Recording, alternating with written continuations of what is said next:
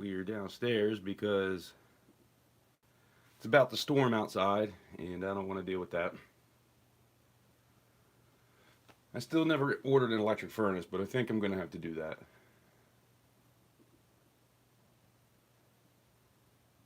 Just seems like it's the right thing to do.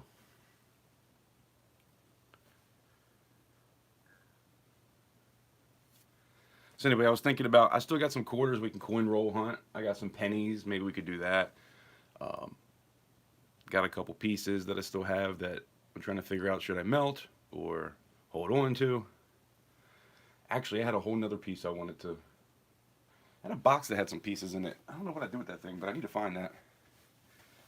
Because I was going to,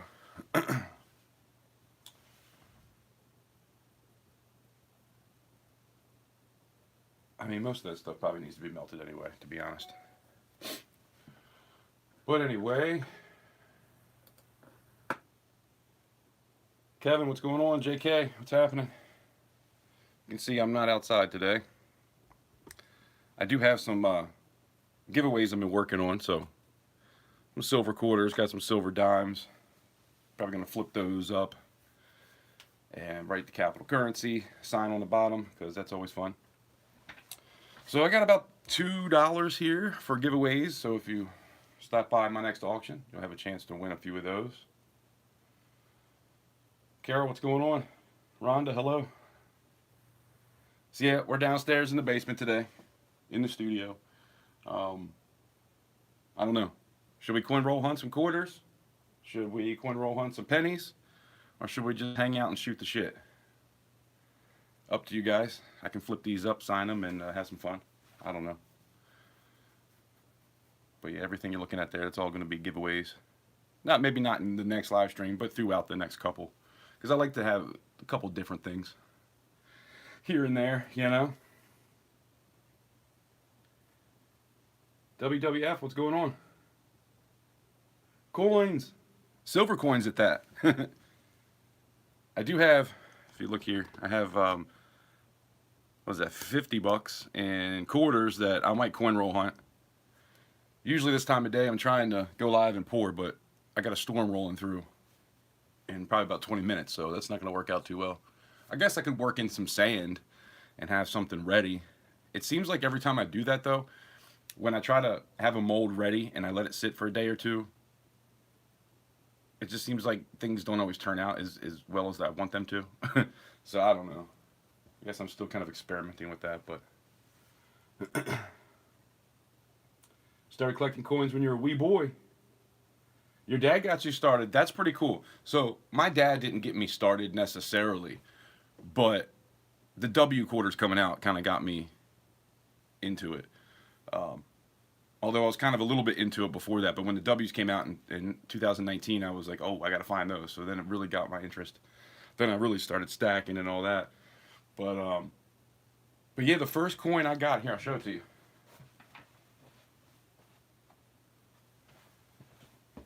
My mother had this, and come to find out, it was actually my father's at one point. But yeah, peace dollar, 2022. That was one of the first coins I got that was silver. So that's one of those pieces that I'll never let go of, obviously. That'll be a hand-me-down for sure.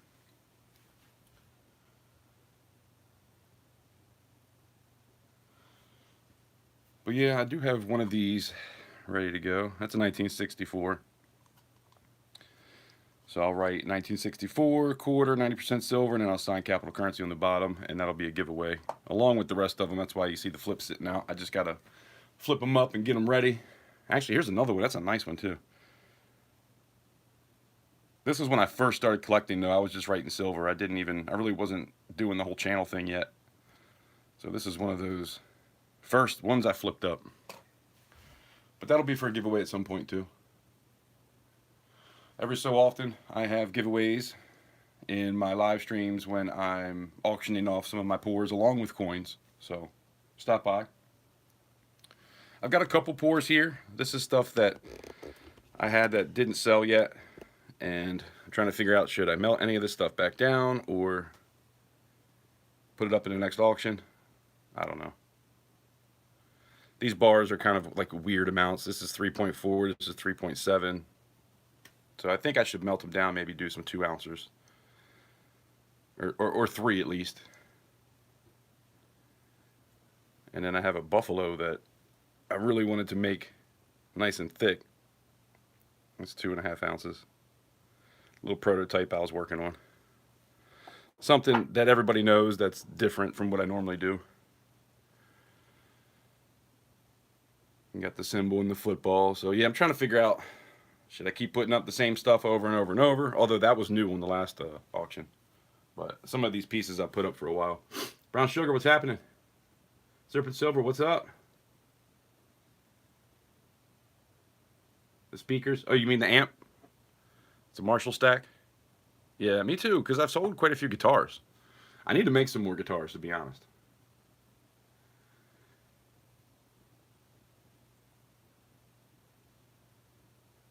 I wish I had all the 90% halves I would take to the school for. Yeah, man, that's what I'm talking about. I think silver was probably still around when I was a kid, but I had no clue. I didn't even know about silver until probably 2017 or 18. I had no clue. Just like most people. A lot of people don't realize. But yeah, I can't imagine how many silver quarters I probably had in my hand, or dimes, or half dollars. I was born in '79, so obviously that was before my time anyway. And a lot of people started hoarding that stuff back in the day because they knew they were changing it. But but yeah, I'm sure there was still a lot floating around. I mean, there's still some floating around now. I see people finding half dollars all of the time. Somebody just, who was that? Was that half dollar make you holler? I think that's who it was. They found a full box of silver half dollars, a full box. That's crazy. That's unheard of. I've never been able to get a box. My bank, they don't like to, they don't even want to order it for me. So I've had a couple rolls, and I'll ask if they have any at the bank, which will usually be like $1 or $2. So I don't really get anything to search. I probably need to change my bank. I'm with Bank of America, and they kind of suck, but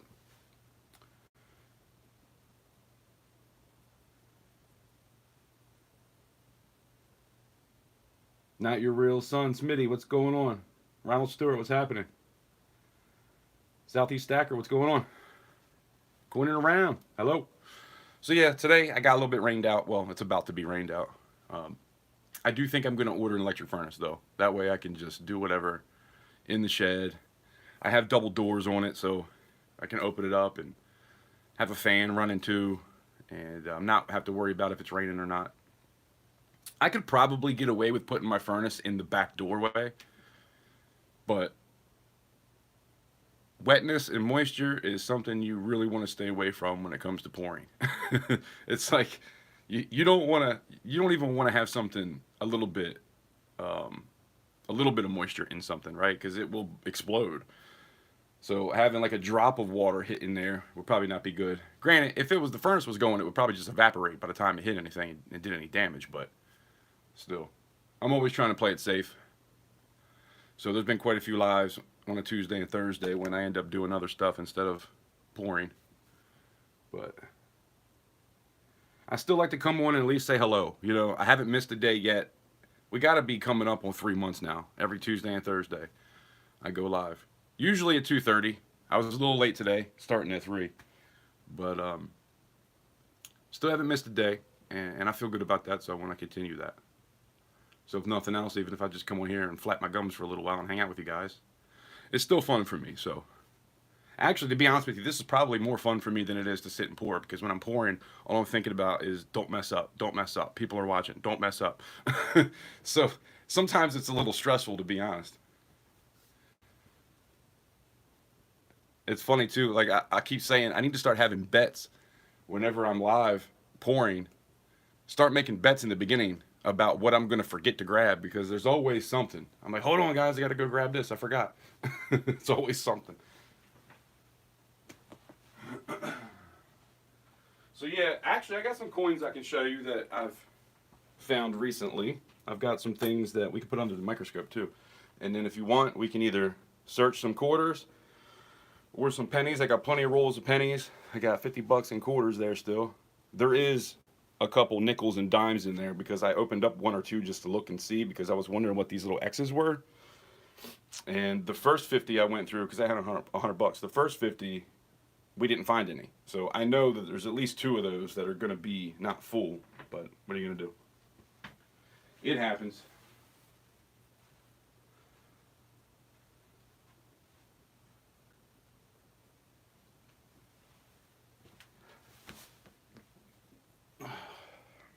Got a little bit of the trigger finger going on too. It's like I try to make a fist and I can't close my pointer finger all the way. And then when I open it up all the way, it kind of hurts a little bit. I always get some swelling in those knuckles for some reason.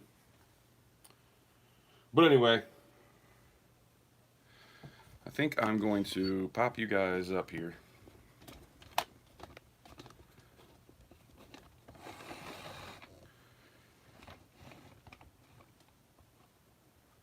So I can show you a couple things. The Doomy's Maniac, what's happening? A little crooked here. And then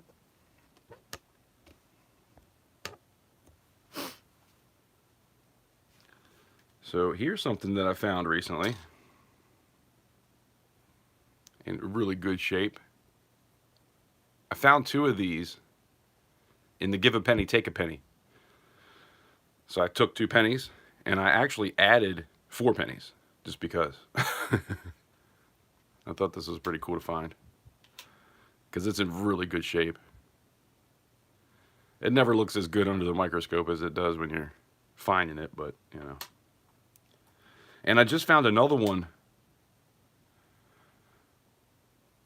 that was the presidency, I think, but I don't know what I did with it.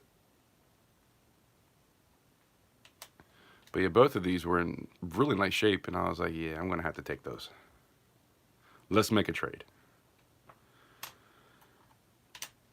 And then check this out. This was found in change. 1907 was found in change. Now, my mother found this. I'm always going to be 100% honest with you guys. I did not find this, although I would love to say it was me. But my mother found this in her change, and she brought it to me, and I was like, yes, that's freaking awesome. I've never found one of these in my change. I've had wheat cents, but never one of these. And it's in pretty decent shape, too. Got a little bit of something going on there in the E. Looks like it got smashed with something. But that's in pretty good shape, I think. I've got plenty of these that are not in this good of shape. You can see Liberty all the way. Actually, why don't we do something real quick? Let's learn. Why don't we learn something? Because I've got an amazing book that tells you a lot of stuff. It's called Making the Grade.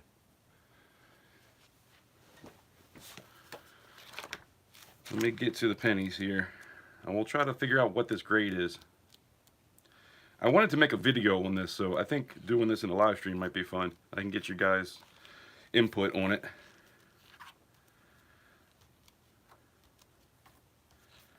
So, this is what happens. It's showing you where it starts to, like where the wear starts first. Where the wear starts.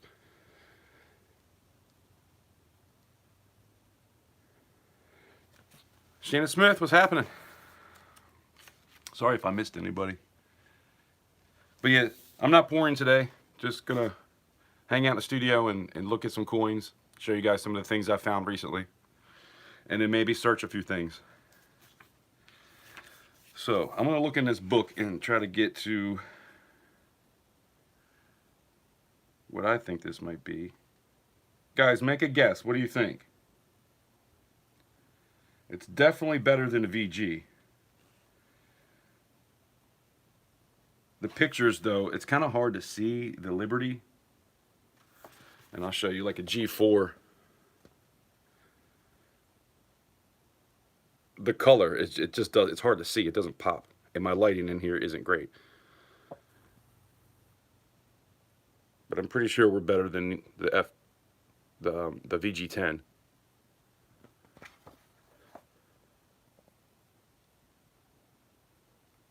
There's a F12. VF30.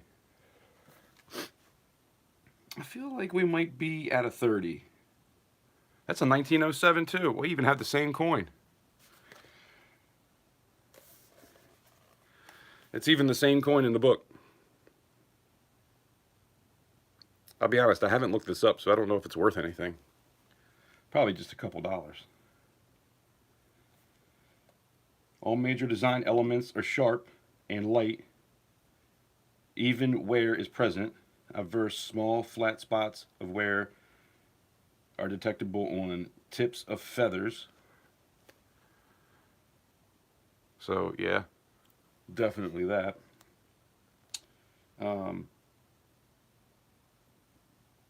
Ribbon and ends of hair. So yeah, for sure. At least half of hair details present, which I do feel like you can see half of the details in the hair. I'm not an expert on these coins, but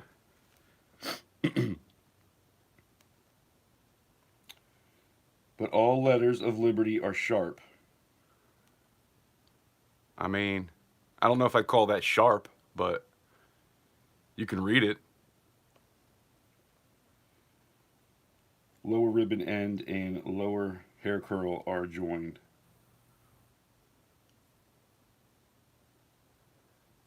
I guess. I feel like this is probably VF30. What do you guys think? Maybe VF20. That's the next one down. I don't know.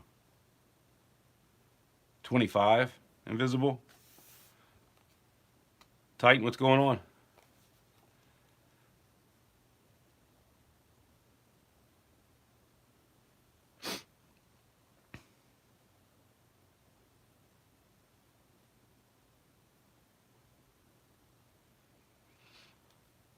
Hey, what's going on? Yes, this is an awesome book.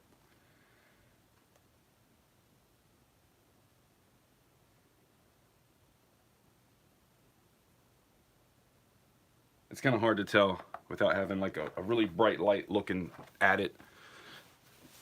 But it has everything. It has every coin in here. It's even got gold in it. Sacagawea dollars, Eisenhower dollars, Peace dollars, Morgan dollars, Seated Liberty dollars, flowing hair, goes all the way back. Quarters, dimes, I mean it has it all. Making the Grade is the book. But I will say the copper is kind of hard to tell. But anyway, so that was something that was pretty cool find. And then this too, which is foreign.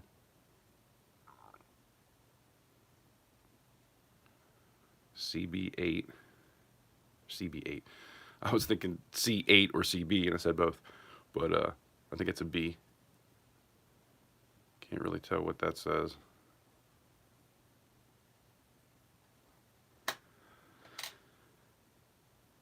$1,000, 1938. I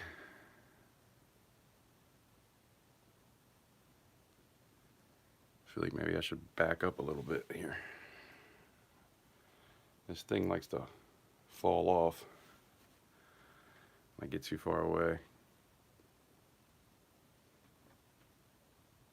It's a little better. Brazil. And then this one, which feels like it's aluminum. It's very thin.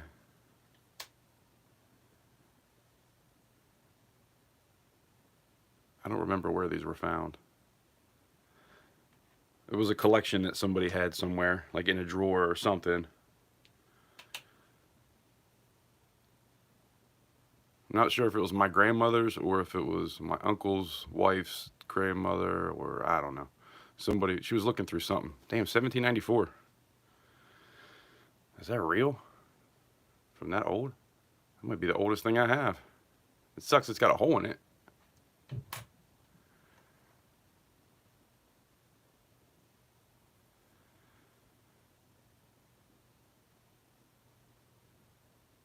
the oldest house?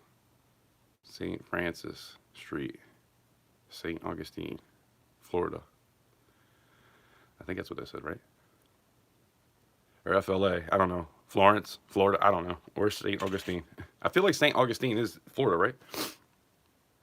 1974. I don't think that is an American coin. But anyway, that was a couple things that she found somewhere. And I always like foreign pieces.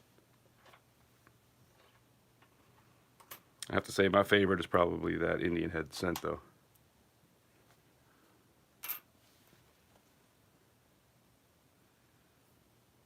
$1879. I like to collect 1879.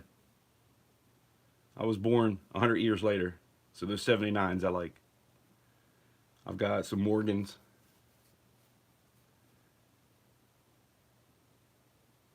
It might be it. I think I have a couple Morgans that are...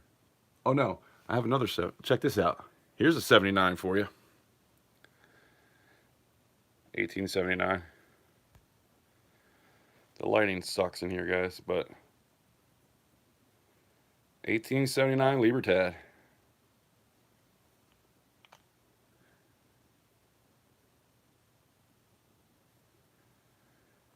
I might end up putting that up in an auction at some point. We'll see. I don't know. It's kind of one of my favorites, but you never know.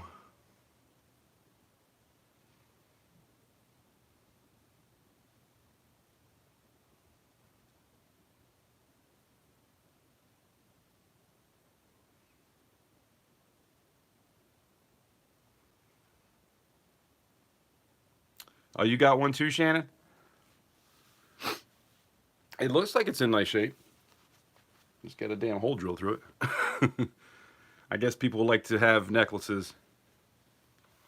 Like to wear coins as jewelry. It happens.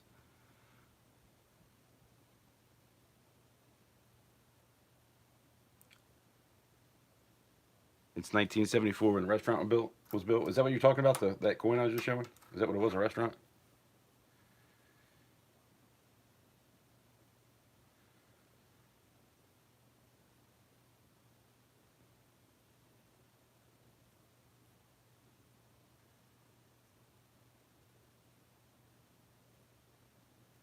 It says Carol the Third.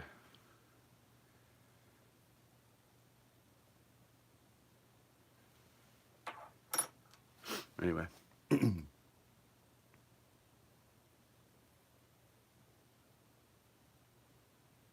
Scorpion, what's going on? How you been?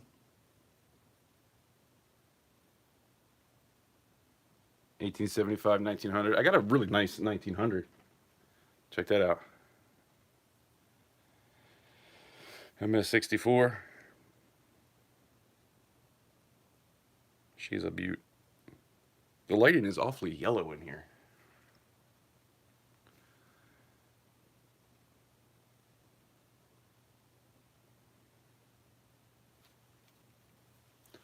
But yeah, I'm always trying to put up at least a couple Morgans whenever I have my auctions. Trying to have something for everybody, right? I might throw up a round. I might throw up some kind of bill. I might throw up some Morgans or something a little more collectible. I've kind of been into a little bit of everything when I started stacking, and now I just kind of have too much, and I'm trying to downsize and buy more weight when it comes to shot because I want to pour. So I've been trying to turn a lot of the more expensive pieces into shot, right? Trying to sell it and then buy shot. But every time I think it's going to get below 30, it pops back up again. So I don't know. We'll see what happens. I'm hoping that it'll fall at least a couple dollars soon so I can get some shot.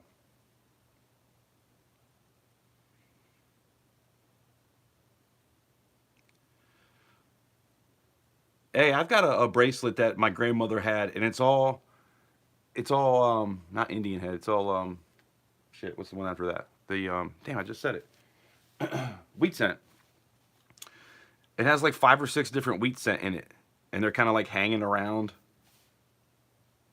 Like it hangs off of the bracelet a little bit.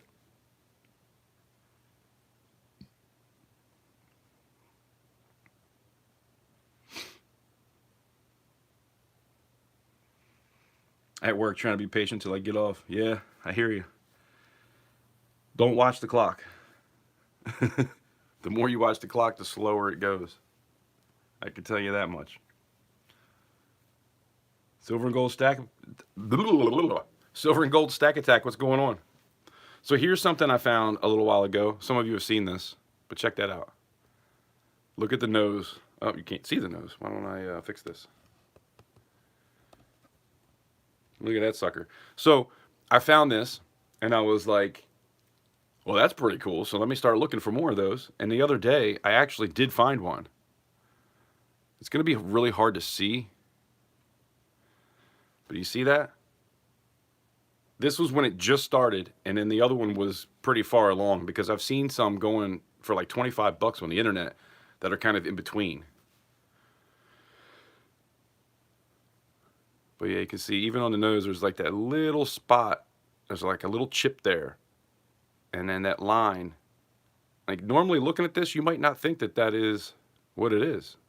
But because I have this other one, and it has to be in the right light too to even see it. This was very early on. Die mess up. Die crack, I guess you would call it. And then that's after it was cracked for a while.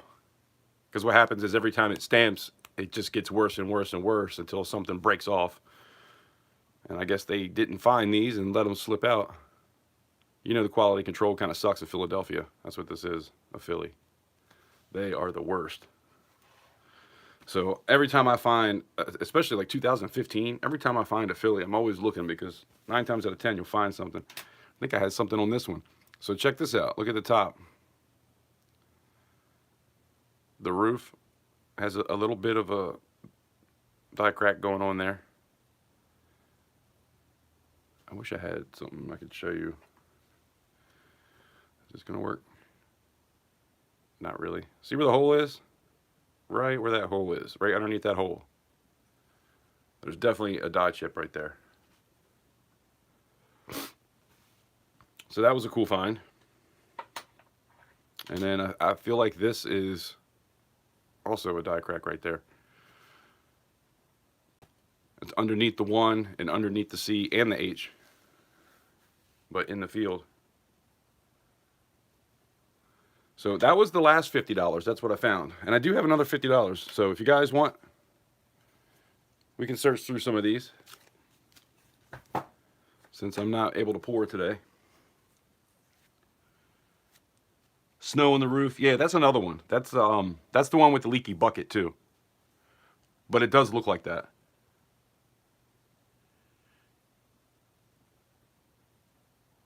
He has a boogie, yeah. I call it a wart. It's like a big ass wart.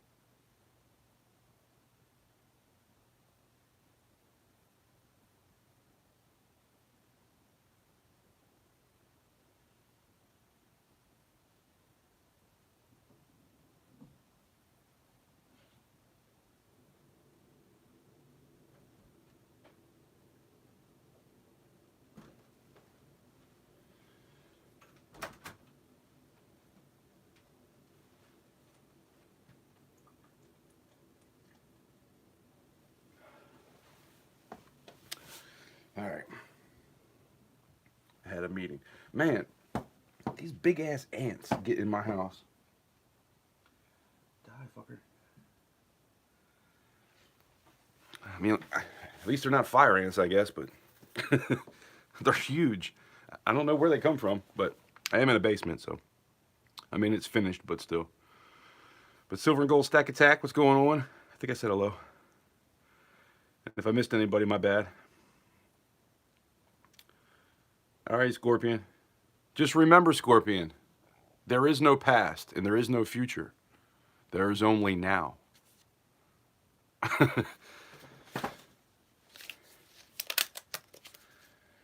The past isn't real.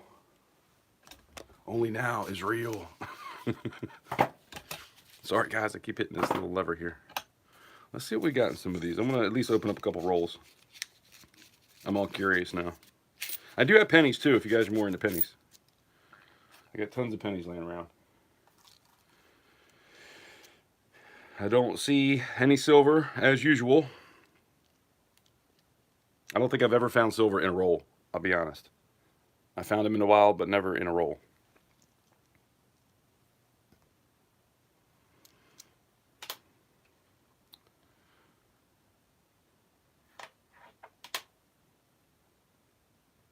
It's spaghetti hair. I don't know why they did that. The hair looks kind of dumb. I wish they left it the way it was.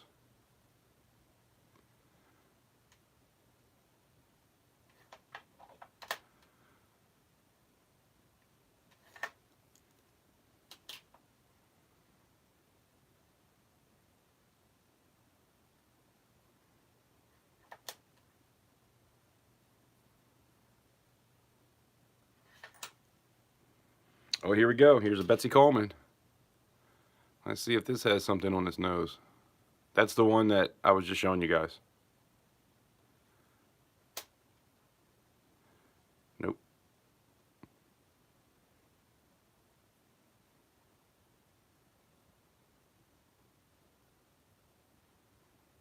I always like to turn it around in the light just to make sure. Because you can get one of the early ones, like I showed you already. Look at this bad boy. Good Lord. That's seen better days. This would be a good one to dip in the Nicodate, because I've always wanted to make a video using that stuff.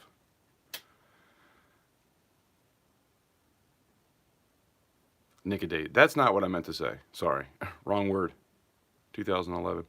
The, oh,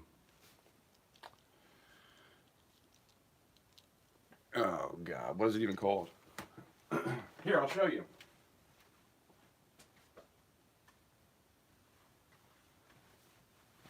The Isa Est. Isa Est. Isa Est. Ezest. That's what I always call it. Easiest, I think people call it. Who knows? You guys probably do. I said Nicodate. What the fuck? Y'all are like, what the hell's wrong with this dude?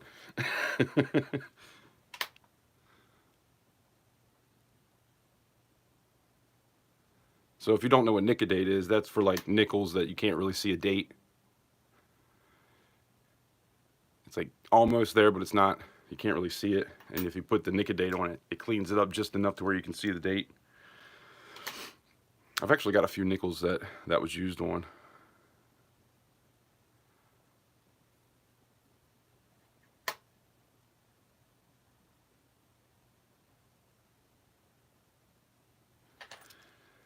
Just looking at some quarters. Sorry if I'm boring you guys. I know this isn't what I normally do.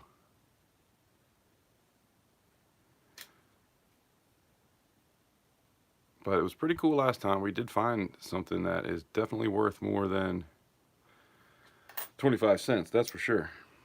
Now this one, I'm going to look for on top of the cap. There's a pretty good die crack that happens.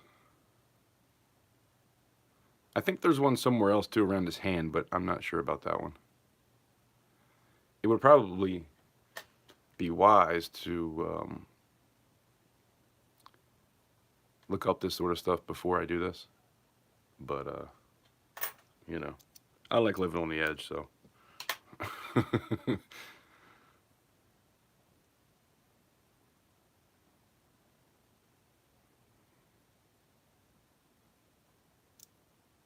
Nina.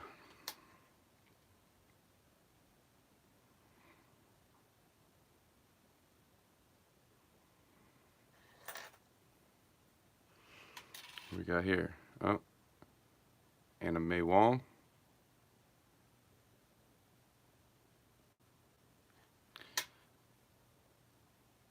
there was another one that I just showed you guys that had the ray on it.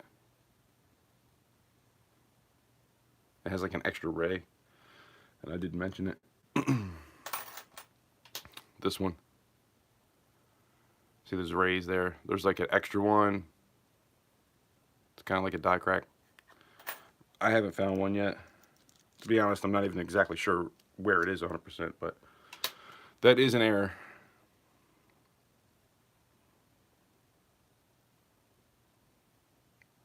Yeah, I'm no expert at this. I don't do this very often, but it's still fun.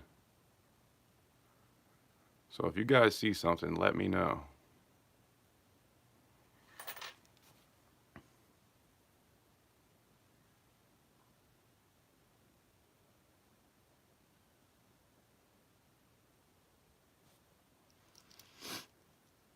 Different times you found 2 silver quarters and 2 W's? That's awesome.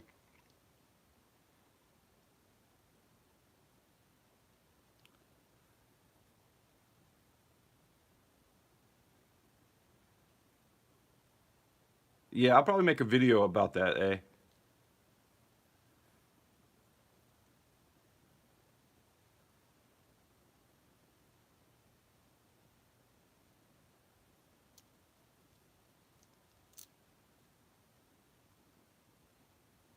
Rhonda, you trying to quit? Did somebody offer you one? What just happened? DDR's under the wrist? What are we talking about, Shannon? I know Shannon knows. Shannon knows a lot about this stuff. Class 9. Look at him calling out the classes and everything. Oh, under the wrist. Okay, yeah. I got you.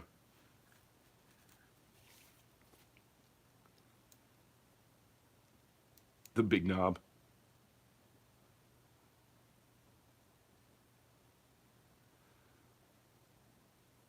Rhonda is all about widescreen. I probably should have. You know, I was going to go widescreen today and I forgot.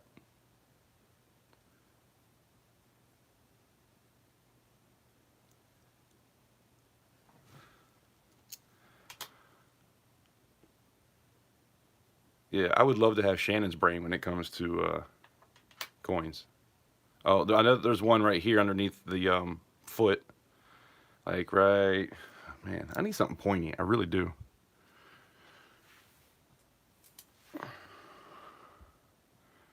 Right across here, there's a die crack. That happens every now and again. I found one at one point. And that's actually in that book, Strike It Rich, I believe. I think that's how I knew about it. 2015. You never know when you're going to find some doubling on these.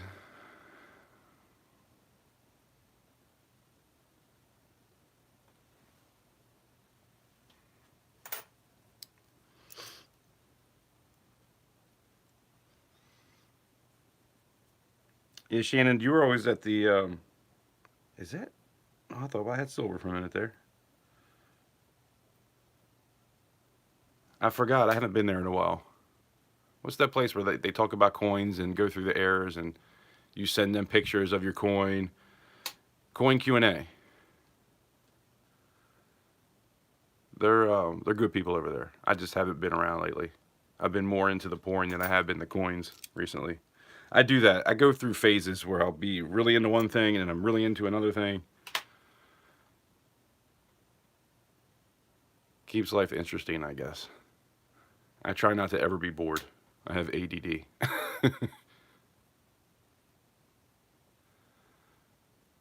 Be sitting here looking at coins.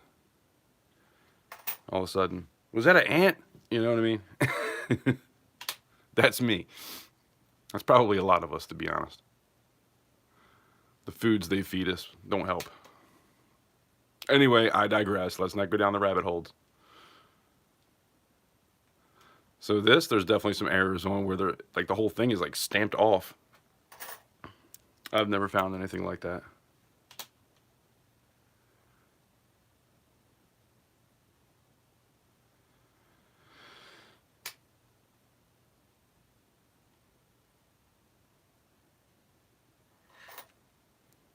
May not be so lucky today. I always feel like, because I look at everyone under the microscope, that this takes forever and you guys get bored. But if you don't look up close, you never know. My eyes aren't that great. I got pretty decent eyes, but for some reason I've been having this blurriness happening with my right eye.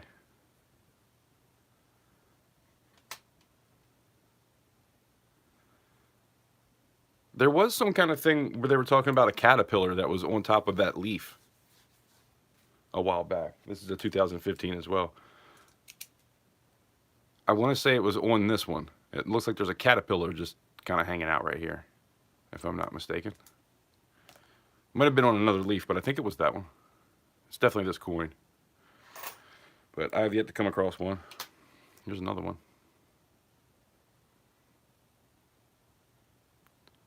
These damn 2015 Ps.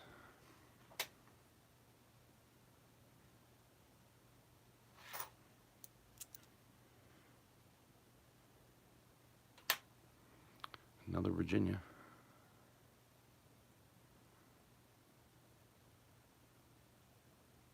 I thought Jamestown was West Virginia for some reason. There's probably one. There's probably two.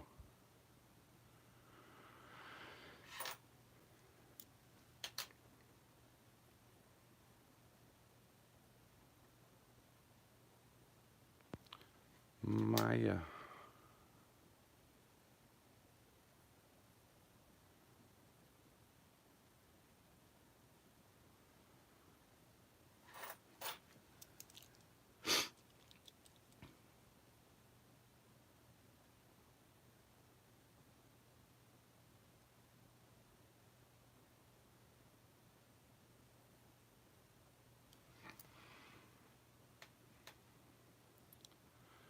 I definitely want to look at those leaves then.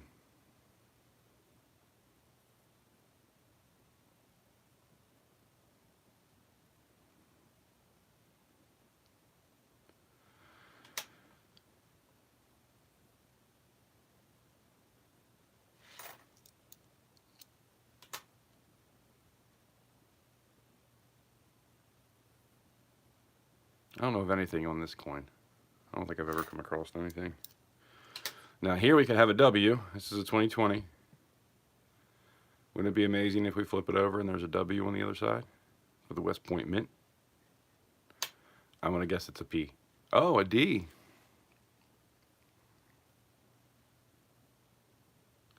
I usually get P's over here. Look at this. This shouldn't even be dirty like this. What the hell? I think somebody let this sit outside for a little while. Damn.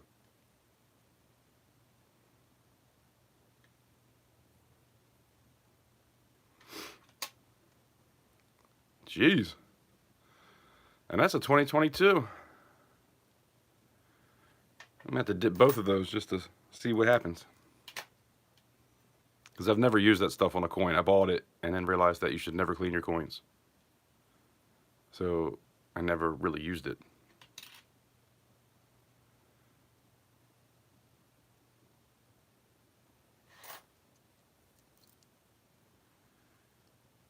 Got a New Mexico. I'm going to try to get through these a little bit quicker. 1974. There is some doubling, right, on a 74. Am I wrong about that? I might be wrong. It's kind of old anyway.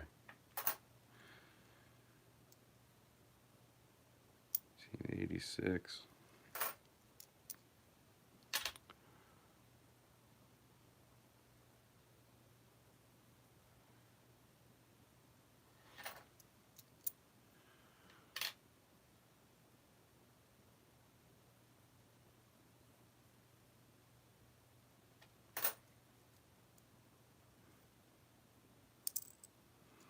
And then you come across these. Huh? Now, I try hard not to pick my nose and then hold my coins, but, you know, everybody's different, I guess. I don't know what that is. I doubt it's a booger, but it looks like it.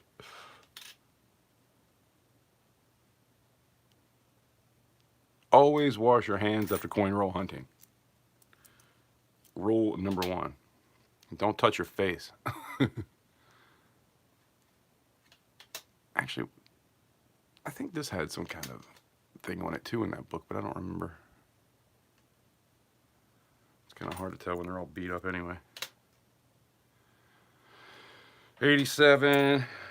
I'm losing. 1897. That's in pretty good shape for 97.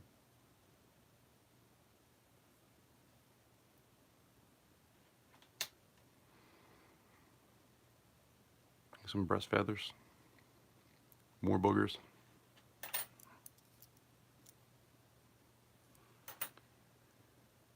And then, all right, here we go. We could have another W. Do we have a W? I haven't found a W in so long. We don't. P like usual. Well, nothing in $10. Oh, I tried to pick up one and drop two.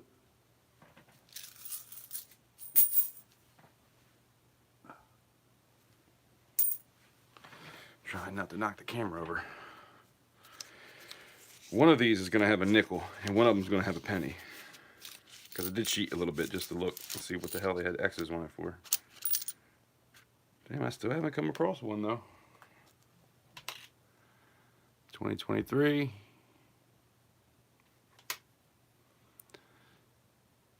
And we definitely want to look in the lettering of this dress here,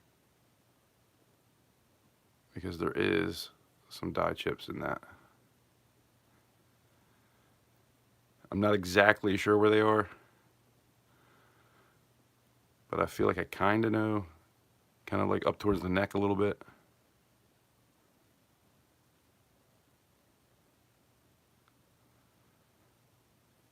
This looks fine.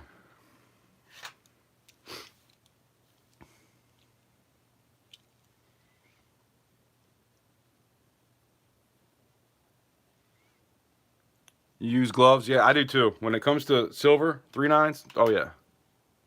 I always wear gloves. If you've ever picked up anything from me that came from a tube, I got gloves on to get it, because I do not open my tubes without gloves. That's why a lot of the stuff that I do have is already in at least a flip. But a lot of them are in, like, look, this is just regular silver. And that's just a round. But I have it in a really nice case. I don't want it getting messed up. I don't want scratches. I don't like it. I can't stand to have scratches. I can't stand to have fingerprints. Not gonna happen on my coins.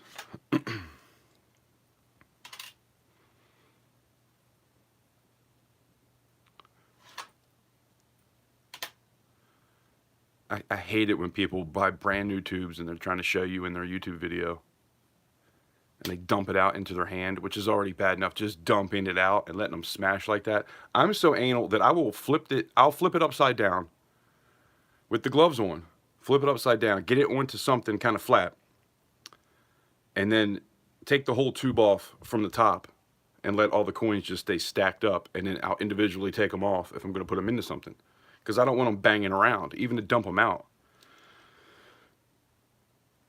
But that's just me. I'm probably extra cautious. Probably more than most. And even if I got a tube of pieces that are already scratched up, I still don't want to scratch them up any worse than they already are. Like, say, I got a really good deal on these because they are like that. But in my opinion, and I've sold things to coin shops, and when you can tell them, I got $1 an ounce more last time I went to the coin shop. I took them a tube of 20. I got 20 extra bucks because they were mint. They were never touched. And I told him that. I was like, dude, you got to give me more than that. I need at least $1 per coin because they've never even been touched. You got to get me pretty close to spot. And he did it. And if they weren't like that, it probably wouldn't have happened. But everything I take in there is nice, because I always buy everything from JM Bullion. Like I buy, or SD Bullion, or, you know, these online stores is where I spent most of my money when it comes to stacking.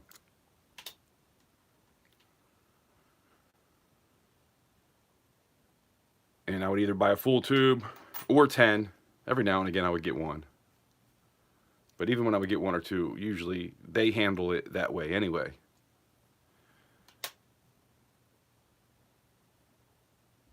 I did have a gold maple leaf that had a couple scratches on it, and I didn't realize when I ordered it. It was a gold 1 ounce maple leaf. I didn't realize that I ordered,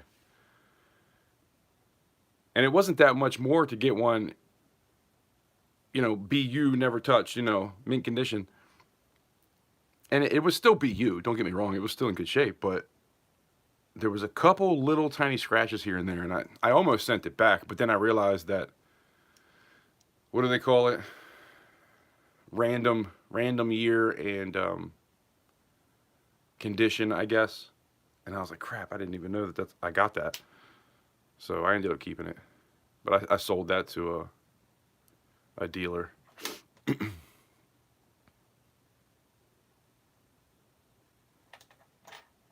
I kind of wish I still had some of that gold, to be honest with you. Yeah, 24 karat gold especially. Eagles are a little bit better. They don't scratch as easy because they have 10% copper in them, right? Is it 10%? I don't know. They have copper in them.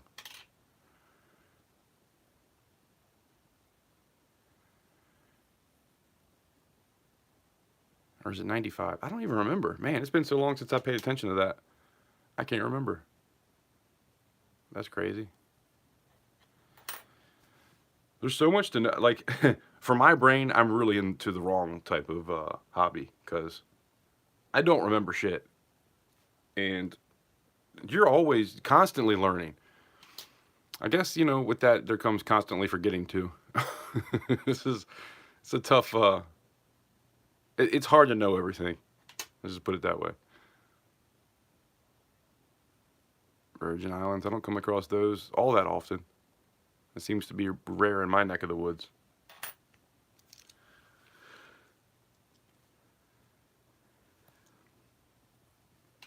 I'll tell you what was beautiful though, when I got that, the Liberty, was that the 2021? I think it was the 2021 Liberty. Or was it 2022? I don't remember now. The one with the horse on it. And then they did the silver the next year. But that horse, man, that was awesome. Bucking off I keep thinking Bronco, but it's not necessarily a Bronco. I think it was a stallion. But it was bucking off its saddle. That was an amazing piece. I wish I had held onto that and sold it to somebody that could appreciate what it was, because I sold it to a dealer.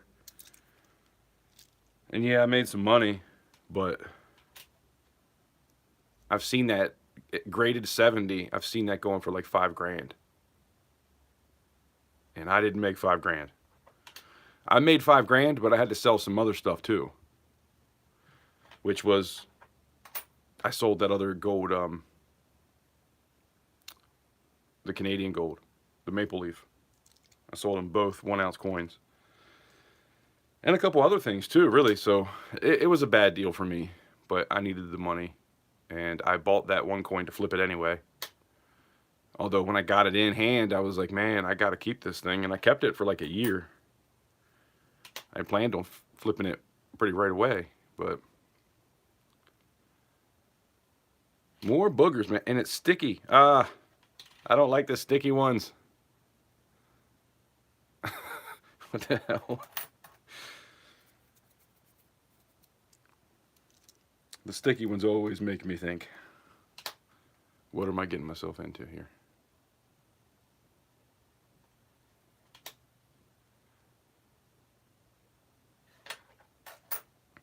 Oh, here we go, 2020. I mean, 2019. This could be a W. I do have a Lowell W, so it would be cool to have another one. If this is one though, I'll probably put it in my auction. Nope. I think I'm good with having one of each. Which I don't even think I have one of each yet. I think I'm still missing a couple. I have to be, because I don't have that many.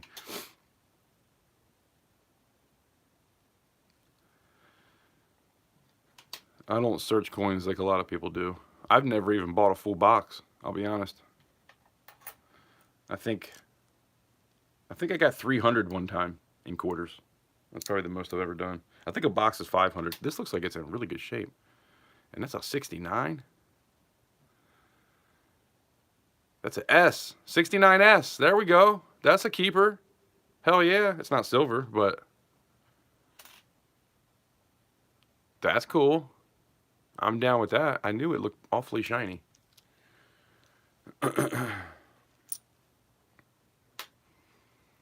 69S. That's pretty cool. We found something.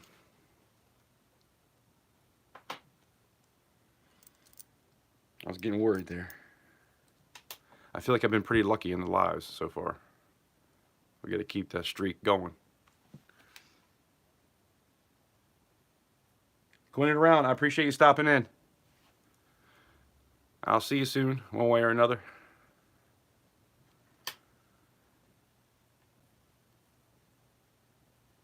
Oh man, you had your live last night. I've been trying really hard to stay off of the internet. I'll be honest. I feel like it's starting to like melt my brain. Like if I start watching YouTube videos or I get into shorts or if I go into TikTok or I mean even Instagram, man, I feel like the more I do it, the more brain cells I burn. I really do feel like that. Just like mindlessly scrolling. It's a little bit different to being alive for me. I don't feel like it burns me up as much. But yeah, you got to take a break every now and again. No, nobody take a break now. I'm just saying. Every now and again, I think it's good to take a break. I used to charge my phone on my nightstand, and I quit doing that. So even if my phone is on like 2%, I'll charge it a little bit before I go to bed, and then I'll stick it on the charger after I wake up, because it's really bad to have that charger next to your head.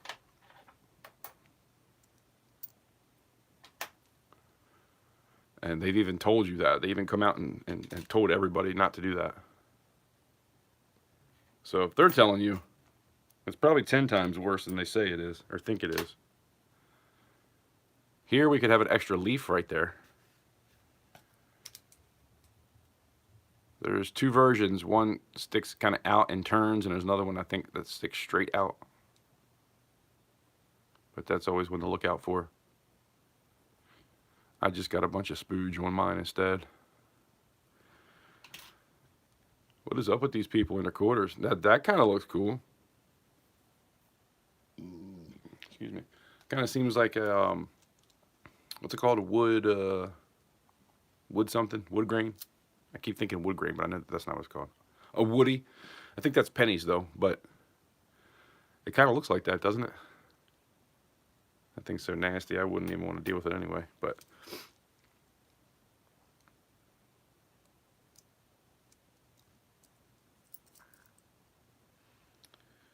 $2021P. Let's see if that has anything going on. Nope. 2015 with the bird flying. I don't even know what kind of bird. What kind of bird is this? Is that a pheasant? It does have some weirdness going on by its head, like in the field. It almost does kind of look like a little bit of doubling at the tips of the wings. But is that machine doubling? Where's my experts?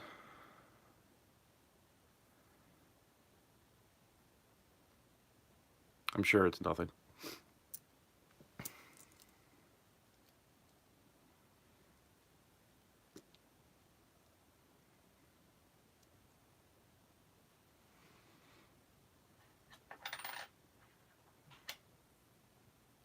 Yeah, this side's a little weird too.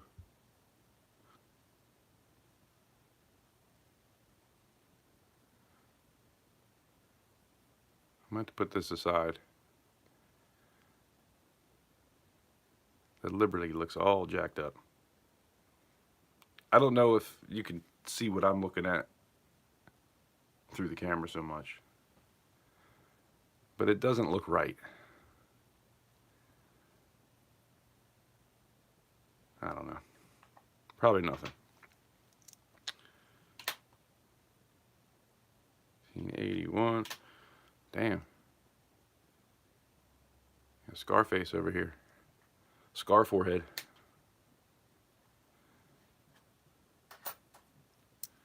We got 14 likes. I appreciate you guys. I know this isn't what I normally do, but it is fun.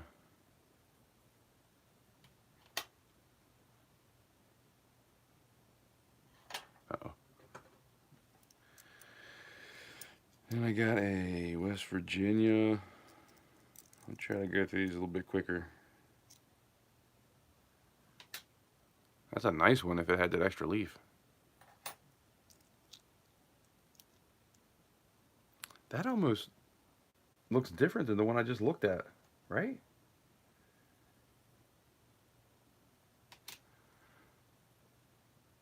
No. It looks like it because of that spooge that was in the way.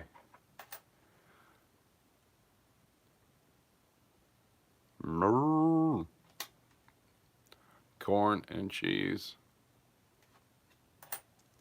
It's in good shape. South Carolina, Tennessee. Let's look on this one.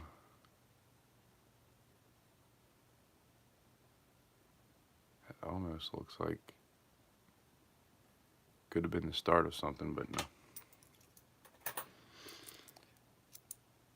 Kentucky, Rhode Island, 1990.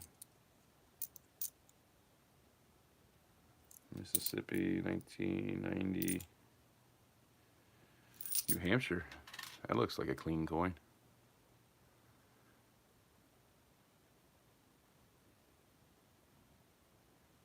Live free or die.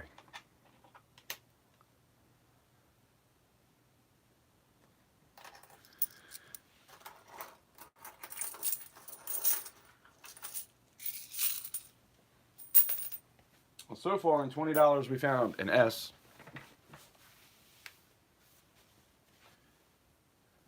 Could be worse.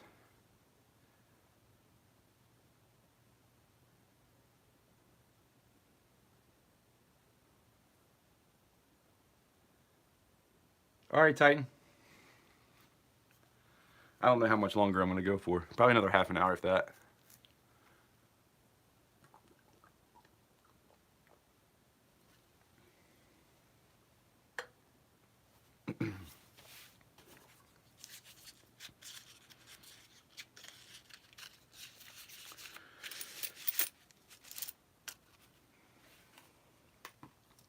Well, here we go. Got the good old nickel instead of a quarter.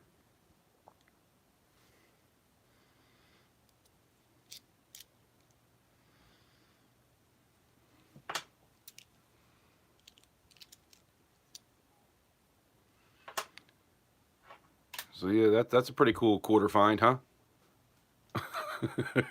Man, that's different than any other quarter I've ever found. We're gonna be rich. Come on. Man, really? You're that hard up for 20 cents. You gotta rip me off. That's the only thing about customer rat rolls. It's cool because you can find some good stuff in them, but every now and again, somebody's playing games. I hope there's never a time in my life where I'm hard up for 20 cents. You know what I mean? Hey, at least it's in decent shape, I guess. Joseph, what's going on? Yeah, one of these, I got 2 rolls left after this, and one of them has a penny in it. And I was like, come on, man, really? You can put a penny in there? You needed 24 cents that bad, huh? All right. Uh-oh. That looks like it's another chipping happening. It's the same year, right? Or same coin? I don't remember. It's really hard to tell.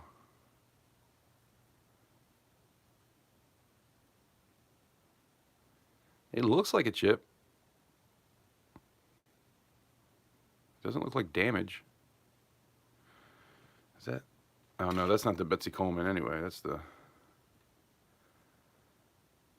her. Oh no, Edith, that's her name. What does that say?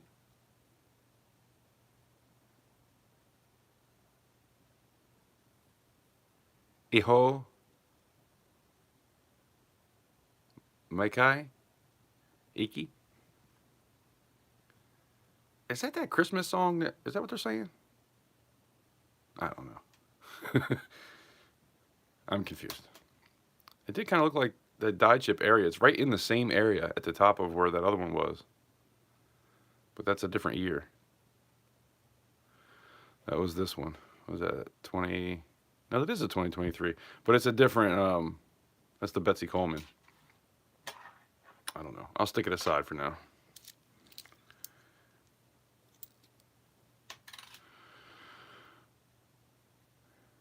Denver. You see the one I showed you guys before? There's a big difference. We finally came across another one. But check out right here. Right there. And up here. On this one I'm about to show you.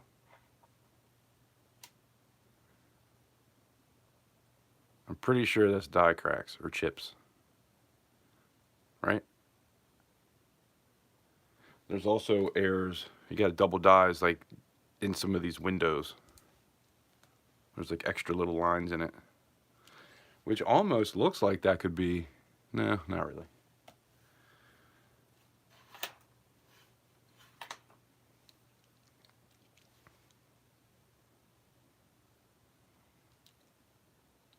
The new one? I want this one? It's definitely hard to tell.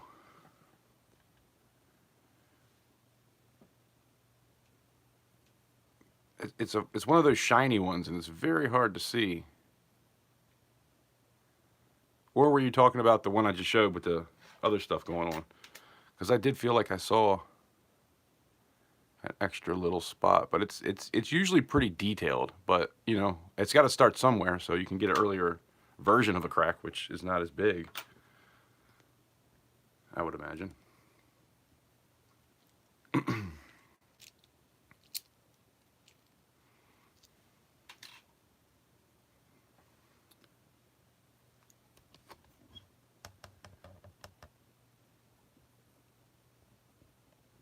I'm trying to get you all the best view I can here.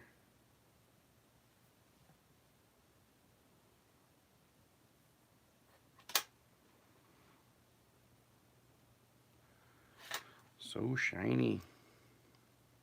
1967. I don't think.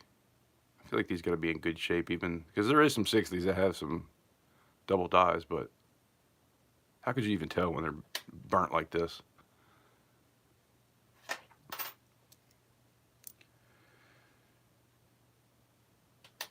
I feel like there's a lot that could go wrong in this coin. It's so detailed. It's almost like too much happening.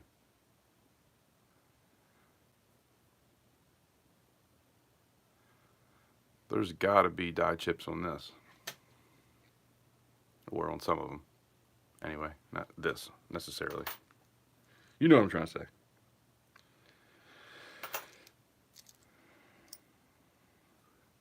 Uh-oh, could we be finding... Is that it? Is that the one? I think we found the mother lode. Man, look at that piece of skin hanging off my finger. Oh, it does kind of have it still. Damn. I thought we actually found one that didn't have the 6th claw.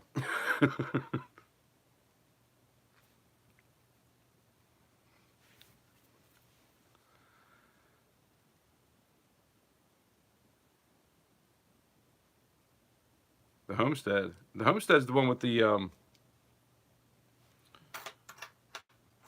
man, that's probably gone now. Homestead is the one with the leaky bucket, right? I don't feel like I've seen one of those in a while.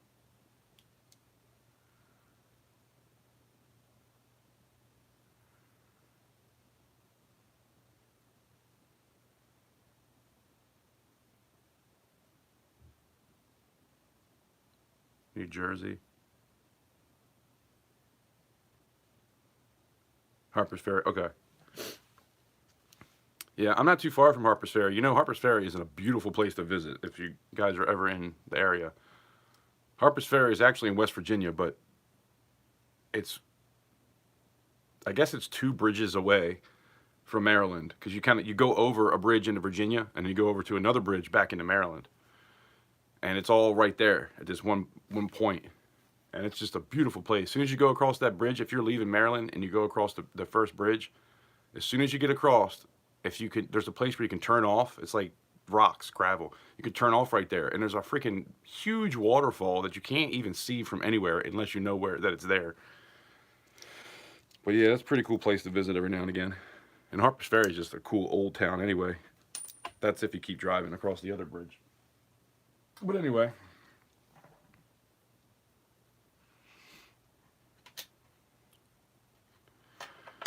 But yeah, these the Alaskan, when they talk about the extra claw, I feel like I find more with the extra claw than just without. So I don't even know if it's worth keeping those things anymore.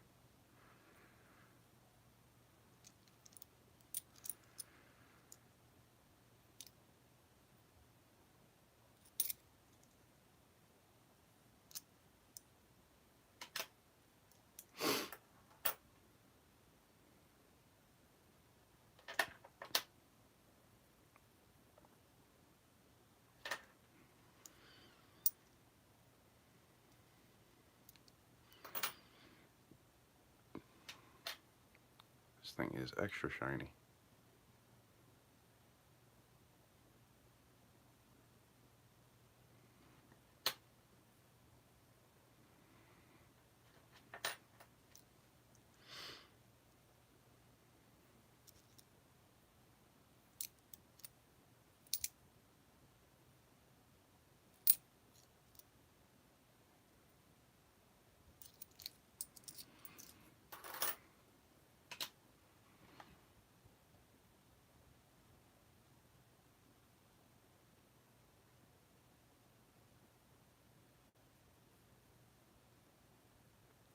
So much going on in this coin.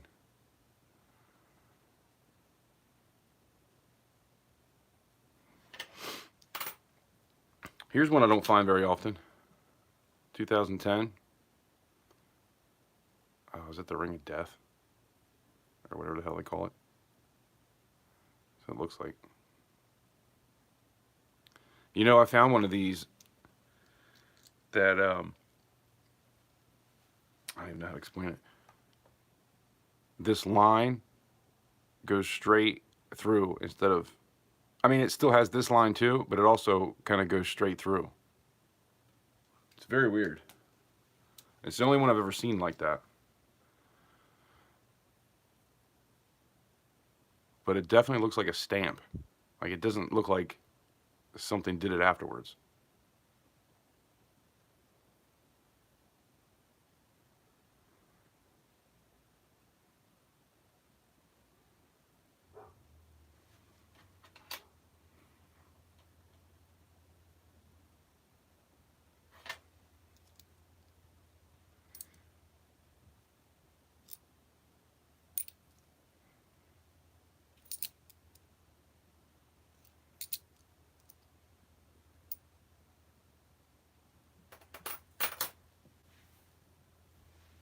And then,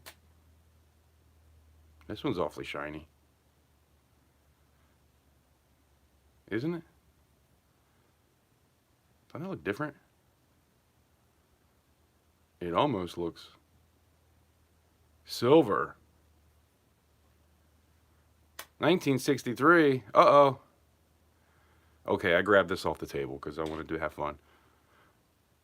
But when I'm done with this stream, we're going to give this away. So that should be fun. So to the 3 people that just left, haha. We're going to give that away at the end of the stream. So hang out. It's not going to be too long. I did not just find that, by the way. This is a P. Dang. I forgot to show you the other side first. 2020.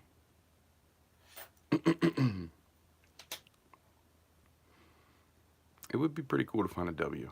I'm not going to lie.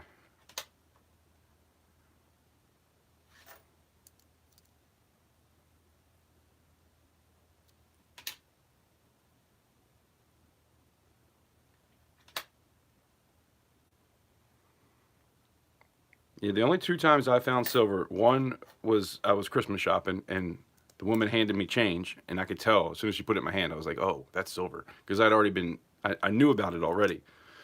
But that was very early on. And then I was at the car wash one time. Wait, no, that was a W. There was another time too, I can't remember. It can't be in a car wash though, because I feel like silver quarters don't go through that kind of stuff. Kind of like a Coinstar. It must have been somewhere else. Because I also found something in Ocean City, but I'm pretty sure that was a W as well. We were playing the games. I love to play the games with quarters. You put in like $50 and get a bunch of quarters, and then I'll sit and go through them all before my family's allowed to use them.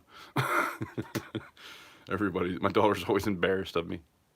But whatever, man. I gotta look for those W's. I've even had people ask me, like, what are you looking for? And I'll go into the whole spiel of this and that and this and that.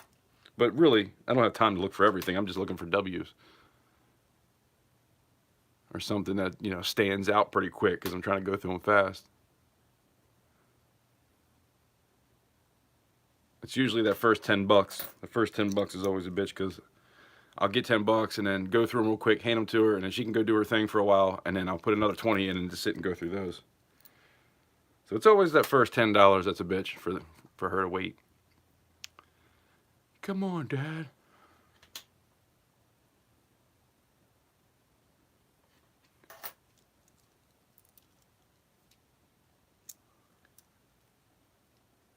You haven't found any W's? I've only found a few. I think I found like 4. And then I bought 2 from somebody one time. Well, he wanted to trade something, so I traded him. And I think I just sold one of those. I think Titan just got one of those. Shannon, what do you think about that? Can you see that? This happens every now and again. What is that called when it does that? When you have those lines. I don't even know if you can see what I'm seeing. I have some 2019s that do that. And there is some double die issues going on. I see those like extra lines right by his neck. Then it skips a little bit right here, and then it starts again, and then it's all up here. It's always weird to me. I feel like that should be some kind of error. Like it should be, not that it is. I just feel like it's not right, you know what I mean?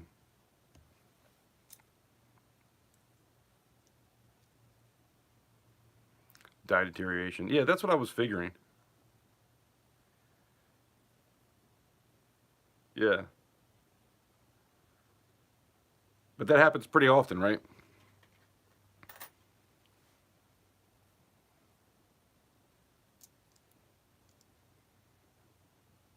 Striations. That's the word I was looking for.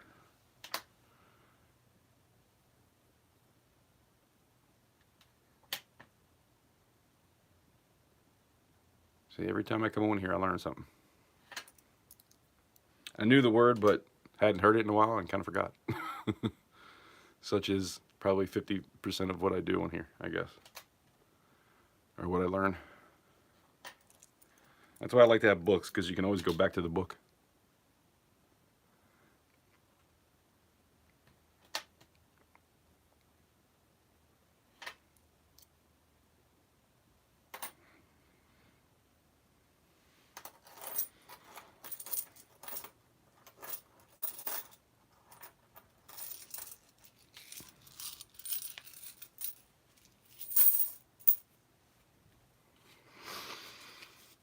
It's 4:19.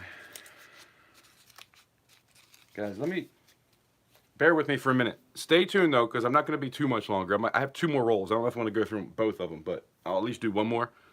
But I'm going to give away that silver quarter. So stay tuned. But I need to run outside and see if it's raining. I want to make sure I don't have to go get my daughter from the end of the road. I don't want her getting rained on the whole way home.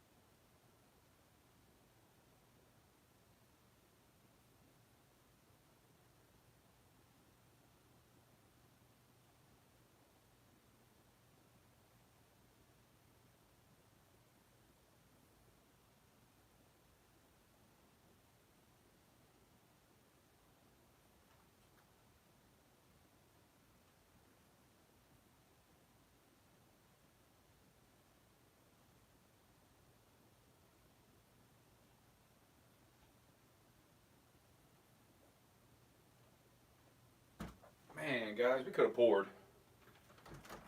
It's a little bit cloudy, but I can see the sun poking through certain areas. It's like,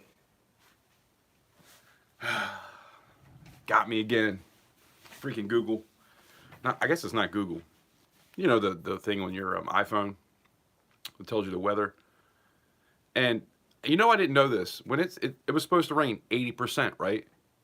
I always thought 80% meant that there was an 80% chance of rain. Turns out it's 80% of whatever my town is going to get rain. I didn't know that till the other day. Mind blown. I always thought well, there's an 80% chance, which I guess it's still kind of the same thing, really. But yeah, I didn't know that that's what it actually meant. What did I do with the quarters? Uh-oh, I lost the quarters. What the hell?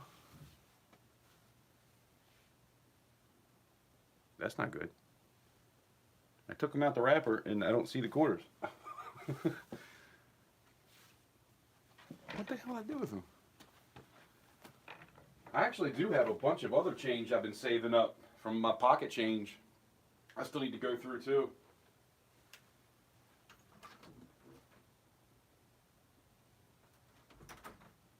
Where did I put them?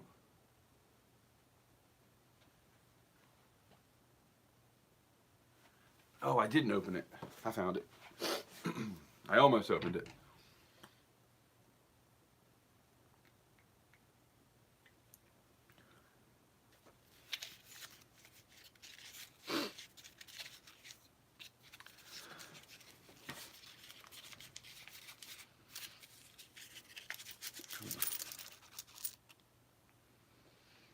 All quarters. That's good.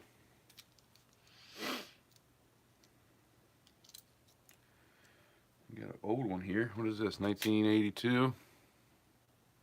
There's like no edge left of this thing at all.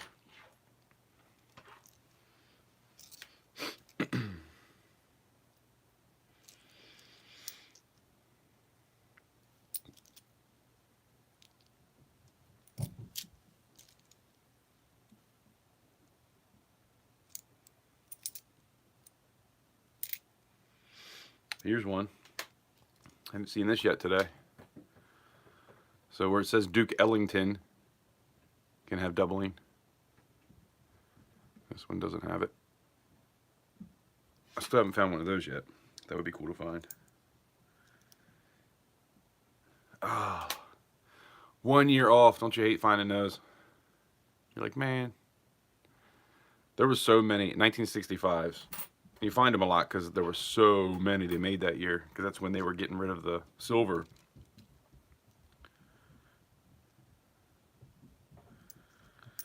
Bucket lister, yeah. I hear you. I'm always wanting one.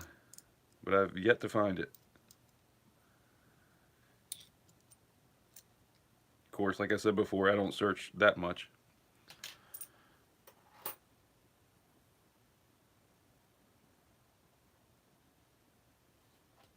There was some 80s that had some doubling, but I don't know the years. I should break my book out, but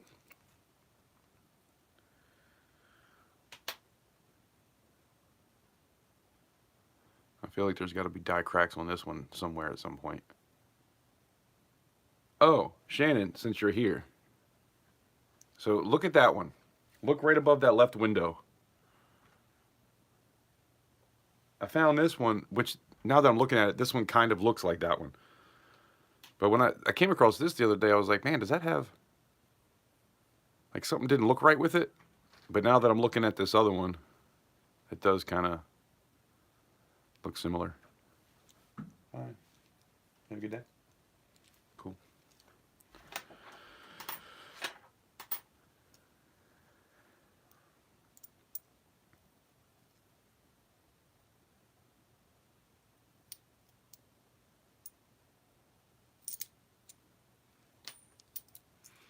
Quarter down.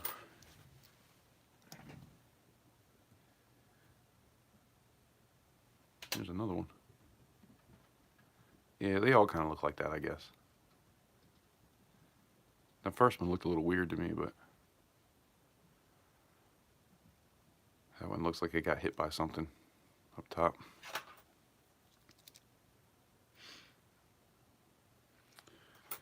Colorado. 1979. That was a good year. That was a good year. The year I was born.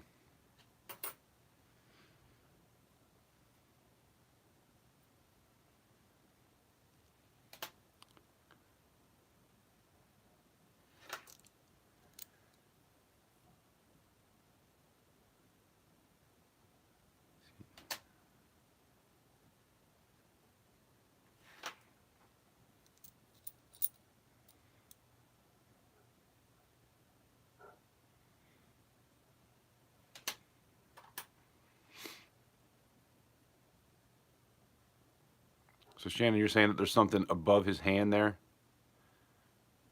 What is that called? Like a telescope? Is it a no? What do they call that thing?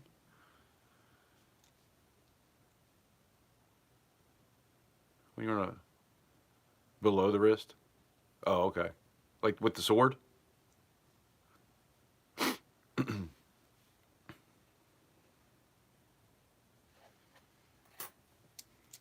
Gotcha. Appreciate you.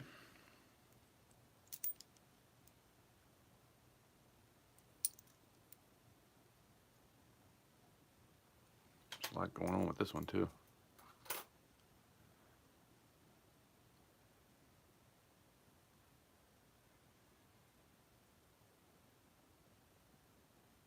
It's almost like too much to look at to find anything, unless it really sticks out.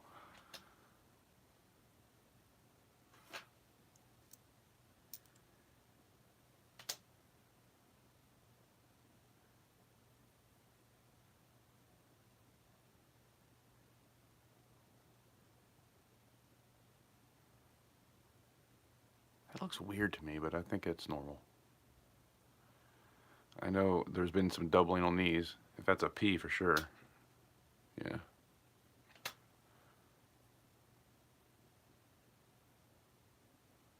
Like underneath the hand kind of thing.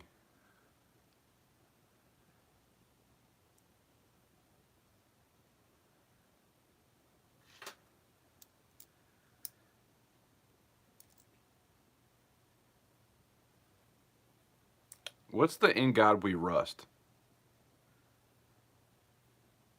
I always forget what state that is. I haven't found one of those either. That's kind of a bucket list for me as well. Where there's no T. There's no T. It's just "In God We Rust." Kansas. Yeah. I've asked people that a couple times and they say Kansas. I'm like, oh yeah. And then I forget again. There's one of those I cannot remember. 66.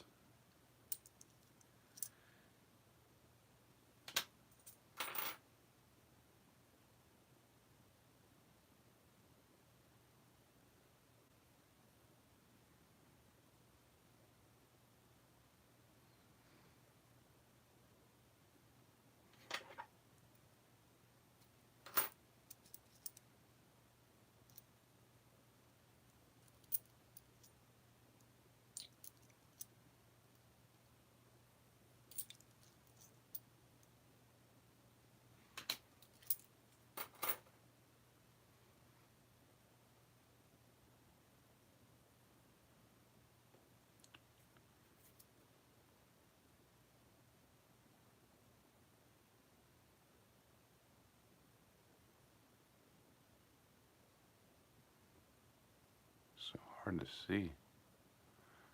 I don't think we have anything here though.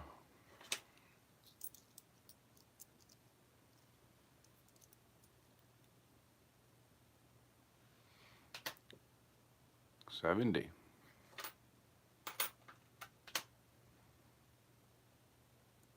Oh my God, it's the no D error.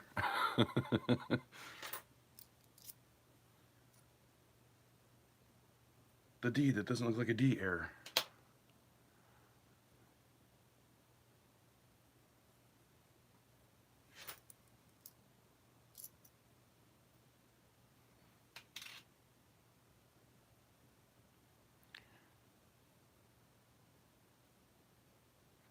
So shiny.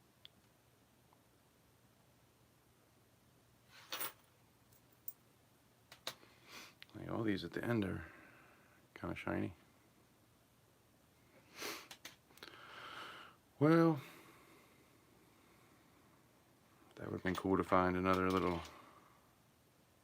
chip on the nose.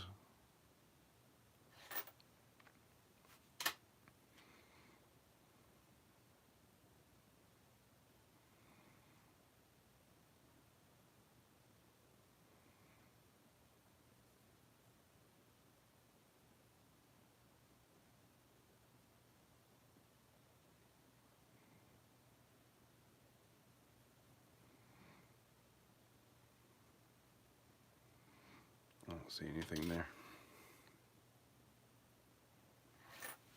Another one bites the dust.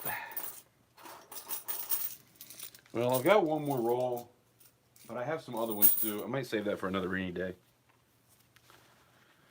So we might go ahead and call this one. Appreciate you guys hanging out. I feel like I want to put this into a flip and let you see what it looks like when we're done.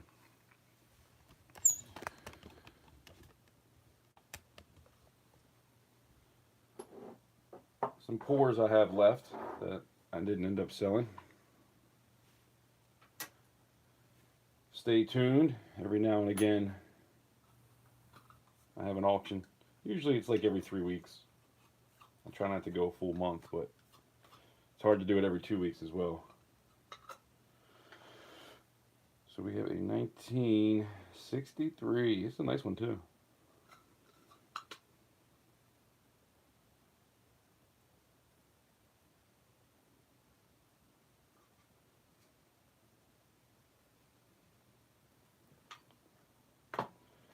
This thing always moves a little bit.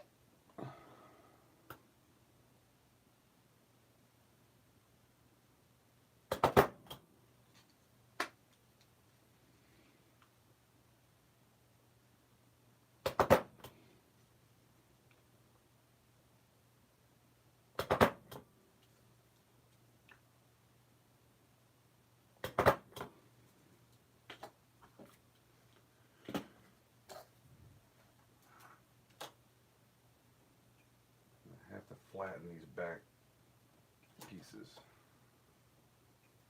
especially if somebody's going to win it and I send it out in an envelope. Try to have everything flat.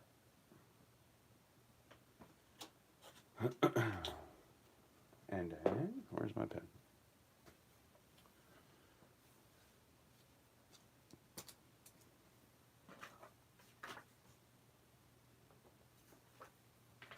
Ain't nothing worse than when you go to write on something and the pen's not working.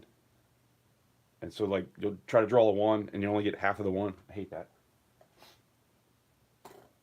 What was that? 1963.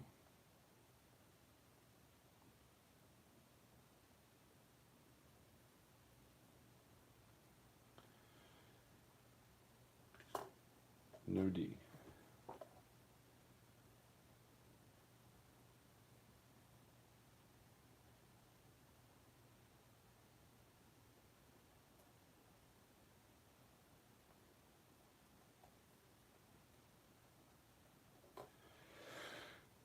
All right.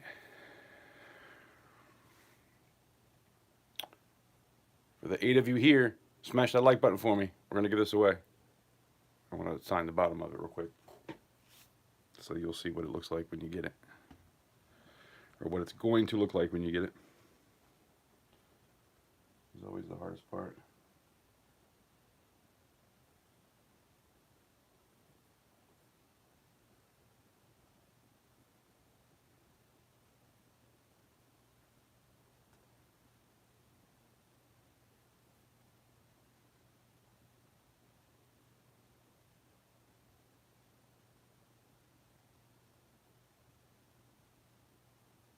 A little off for me, but it's not that bad. There's been worse ones. So, this is what we do here. I tell you to pick a number, something through something, and then I'll write it down, give you guys enough time to get in, and then we'll pick a winner. And then what you'll have to do is email me your address and what you won, obviously, so I know. And that's really about it. If you might pick up something from me later on at an auction, you want me to hold it for you, that works out great for me. But, you know, whatever. Or if you win a few things, I tend to give things away pretty often, so we can let it pile up and I can ship it all to you at once. Or if you want it now. Most people probably want it now, though. But anyway, I digress. Let me tell you what to do here. What the hell just happened? Hold on. Wait, that's not.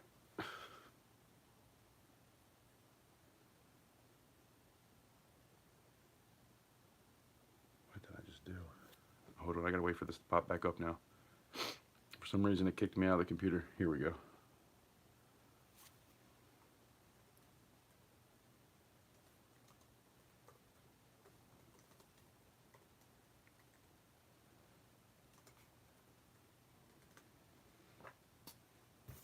I guess I shouldn't write it on camera, huh?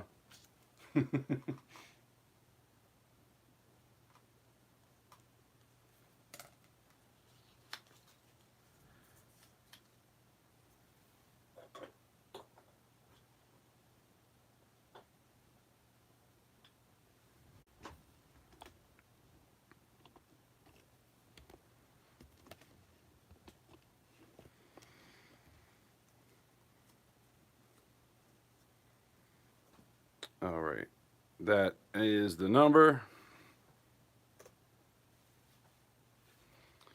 Picking number 1 through 100. Closest without going over wins. If nobody's below my number, then we will go the opposite way, the closest.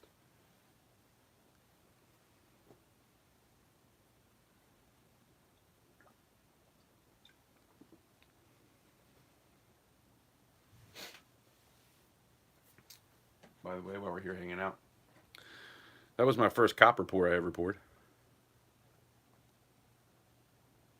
Not very good, but I'm going to be doing some more copper pours in this next auction. I'll have some copper pieces. Whoa, whoa. And then I did a 30-06 bullet. But that was the first time I realized my flask was a little off sometimes. So that's why I like now to have flasks that don't move at all, because things like that would happen. Along with the Glock I did, I had to file on it forever because it was just a little bit shifted. So I just ordered a few more, and I got one that was good and one that was not that great. So we'll see what happens. But gotta get some more pours going here soon. And these will be giveaways for future live streams. I don't always do giveaways in my Tuesdays and Thursdays live streams. Every now and again, I will. So this is kind of a rarity in this type of stream. But every now and again I do.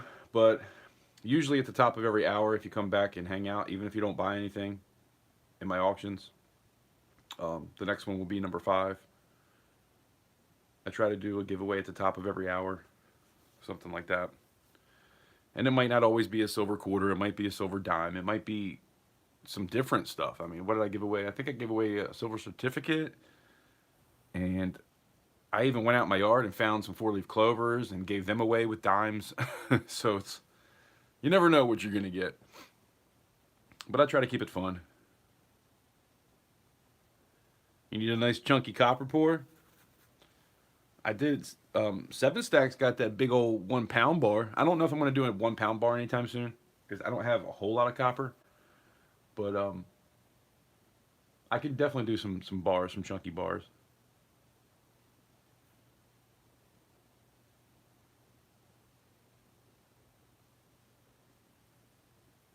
You love the cymbal pour? Appreciate that. Funny thing about that, that was a keychain.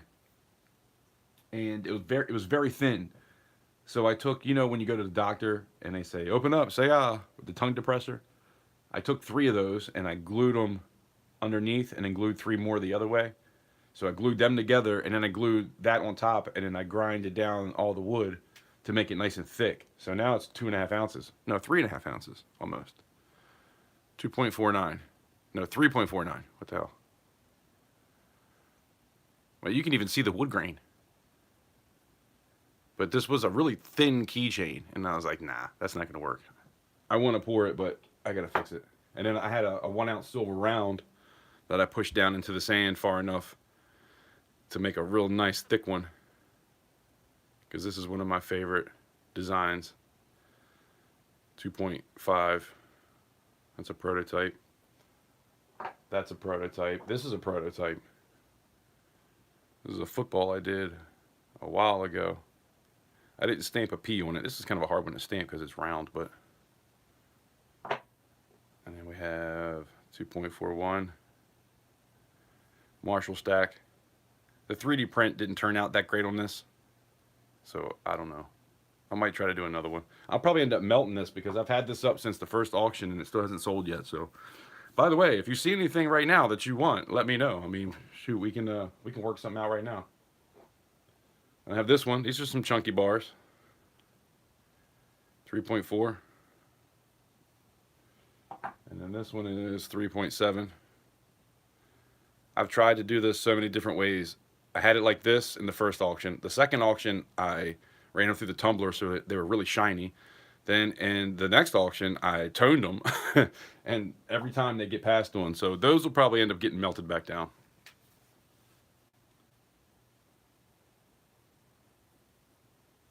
Silver popped today? What? It popped lower or it went higher?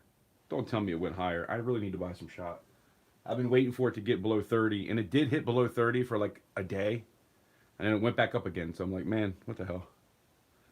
Way higher. Oh, God. I knew it. I knew I should have done it. It's all right. Look, I'll show you. I'm really zoomed. I still have all this I can melt down if I have to. These are just rounds, generic, nothing special. So I have over 100 ounces. Plus I got 20 there.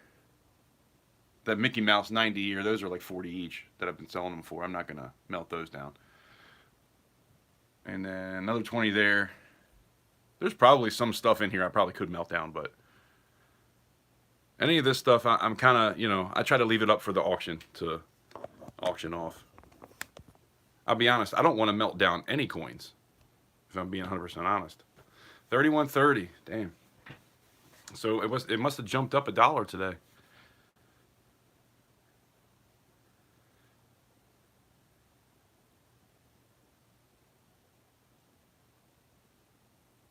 It went down to 29.50, I think, for a day, and then it jumped back up above 30. I think earlier it was like 30 and some change, like 30 or 30.40 or something like that. Yeah, $1.27. That sounds right. Damn.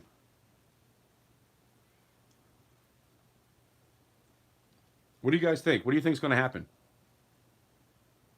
You think that we're never going to see below 30 again? Or do you think, how's there only 4 numbers in here? How many people are here? There's 8 of you. Some of you aren't leaving numbers.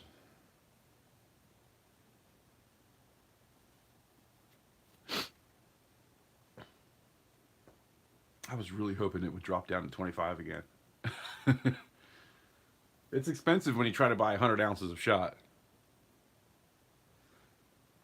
And my dollar cost average last time I bought it was like $29.50.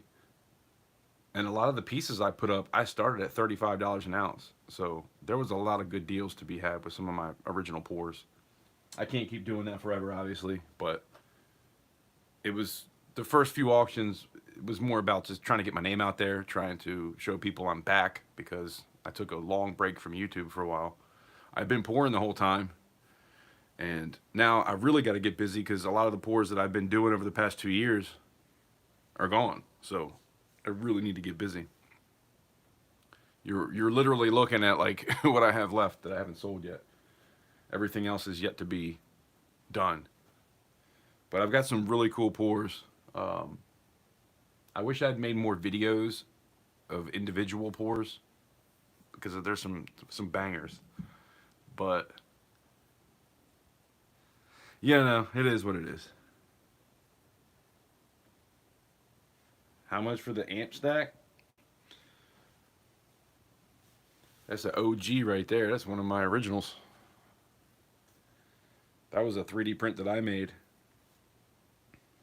I don't even know what it weighs. What does it weigh? 2.41.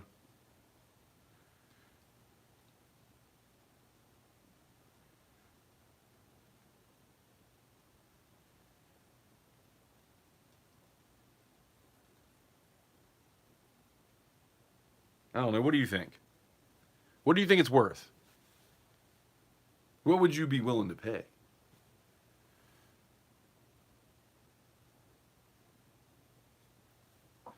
It's 2.41. It's not perfect though. So you can't really read the Marshall like I would like you to be able to read it.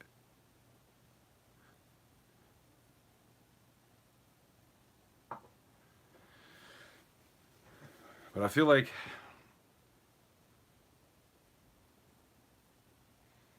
I mean that's fine. I can wait till Saturday. I'm not worried about that. I wasn't planning on selling anything today anyway. But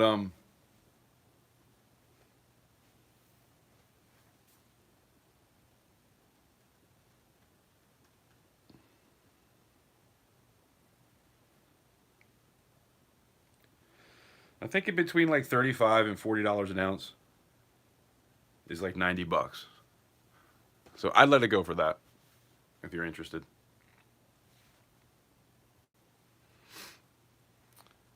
That's probably a part of my first kilo, really. Definitely in the first 50 ounces.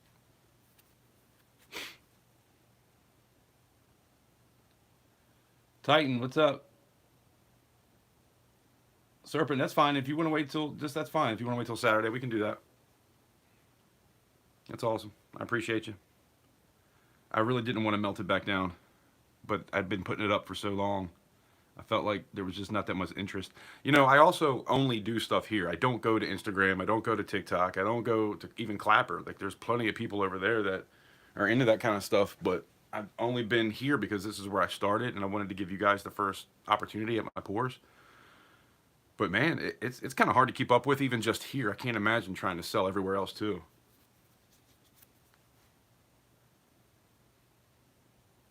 There's really not enough time in the day. Totally, what's going on? I can't remember if I said hello.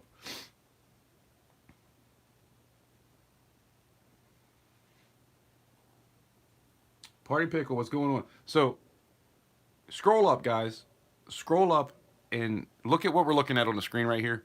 Scroll up and do what it says. I'm not going to tell you to do it because you're coming in late, but I want you guys to have a chance. I still haven't stopped yet. You still have a chance to put in something. Just read the comments. I'm good, Tuli. How are you doing? Party Pickle in the house. It's been a while. I haven't seen you in a while. E Pluribus, I feel like you haven't been around in a little while. I could be wrong. I don't know.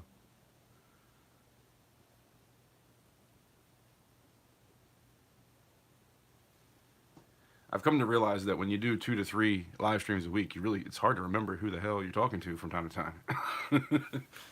I just got a really bad memory. My old age. My ripe old age of 45 this month, guys. 45. Can you believe it? Where did time go? I feel like I just graduated high school. Isn't that something? Your body gets a lot older, but your mind kind of feels the same. Except for the forgetfulness, obviously.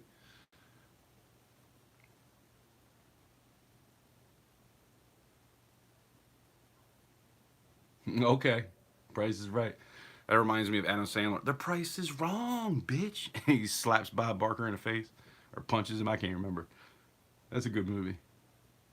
Happy Gilmore.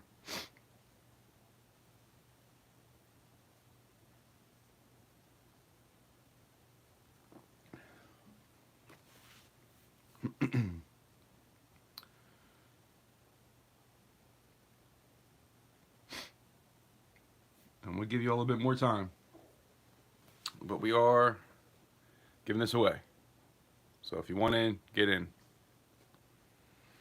I just flipped this up. I actually did it live a minute ago. And flipped it up. I got some more in the background. That's going to be for the live streams coming up when I'm selling pours. Yeah, so now I have 5 quarters and 5 dimes, among other things. I'll add some things here and there.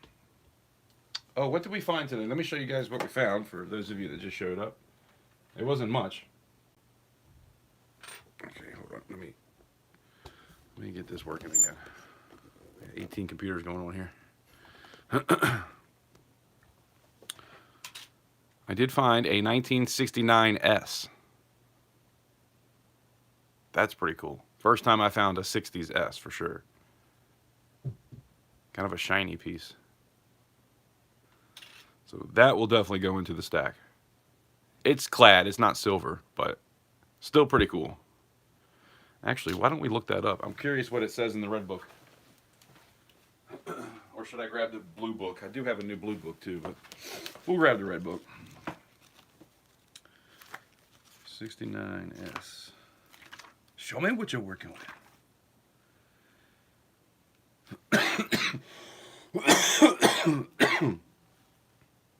Excuse me. PF65 is $5. 2,934,000. So I guess there was no S's that were silver around then. That must have came later.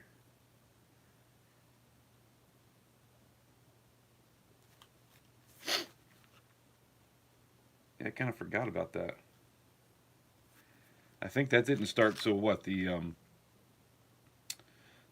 what's it called, what do they call it, the state quarters. Then they started doing the silvers, right? Oh no, there is some before that. There's a few before that.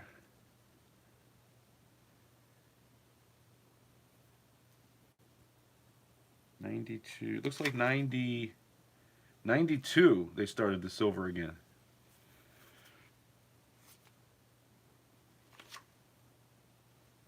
Yeah, 92. And then they did them with the state quarters too, and those were from 99 on. But anyway, still kind of cool to find an S. I don't really find S's very often when I search. I feel like it's probably not a proof 65, but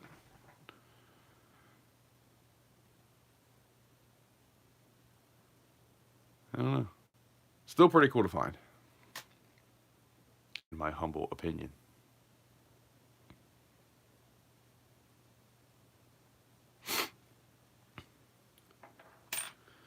And then, what else did I find? Like I said earlier, it's funny how much you forget when it comes to coins and stacking and everything else. Oh, that was nothing. That was just a what if kind of thing. It looked like there was some doubling going on these wings, at the tips of the wings. And it has that weird word I forgot already. Sorry, Shannon. But yeah, that was it. But check this out. For those that didn't see, Jeff, you might not have seen this.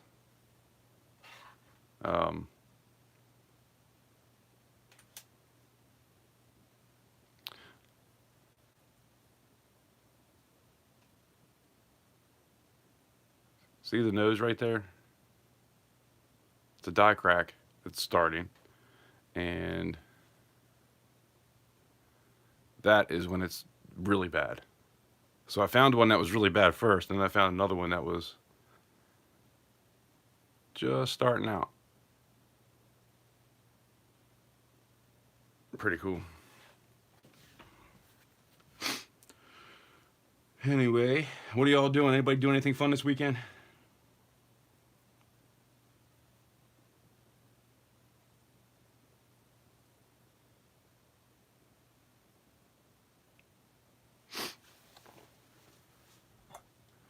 Yeah, Shannon, if you stop by the live streams I do when I'm selling pours and coins for that matter, so you really could pick up anything, to be honest. But I'll be doing number 5 here pretty soon, and then you got a chance to win even more. So feel free to stop by anytime I'm live.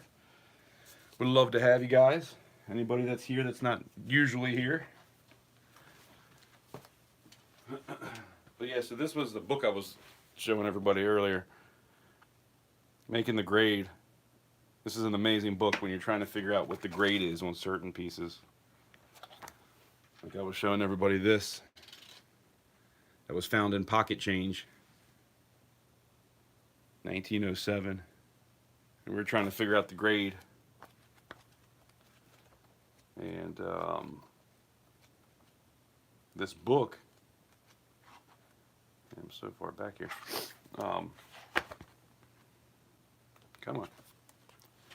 So that's what you're looking at. It shows you each coin and the grade and tells you what you're looking for to get that grade.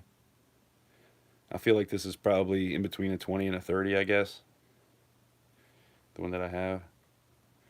But it's pretty cool. And if you go to the beginning, it shows you where it will start wearing out first and what the low points will be. So, pretty cool book. This is the 3rd edition. I think there might even be a 5th edition now. It's not cheap. It's like a $40 book, but it's probably more like 50 or 60 now because everything's went up in price. FJB, am I right? It's like, I'm just joking. I don't take sides on that stuff. I didn't say that. It was a joke. I remember what live stream was that in? This dude, oh, it was Silver Ocean's live stream. Somebody was in the live stream and he showed a Trump round and somebody was like, oh, I didn't know this was going to be political. Like, he's selling a Trump round. What the hell? And dude left. Like, come on, man. That's the exact problem with the country right now. And I'm going to leave it at that. I'm not going to go any further down into rabbit holes, but people need to wake up.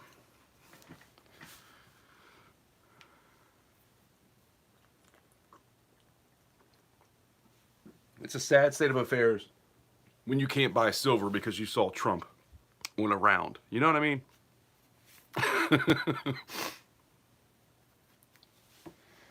I didn't know this was going to be political. All right, later, dude. Anyway, I feel like you're looking at nothing right now.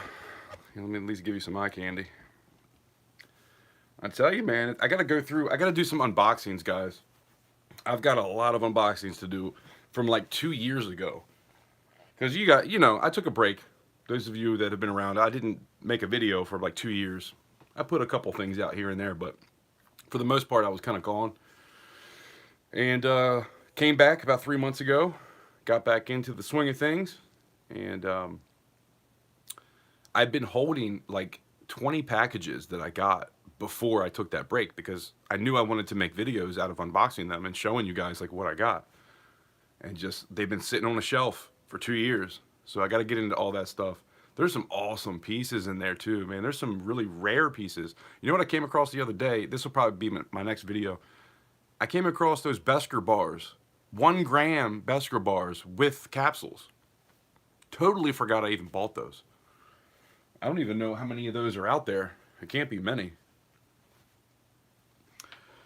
But yeah, there's a lot of stuff. Jay Sonoda, what's going on?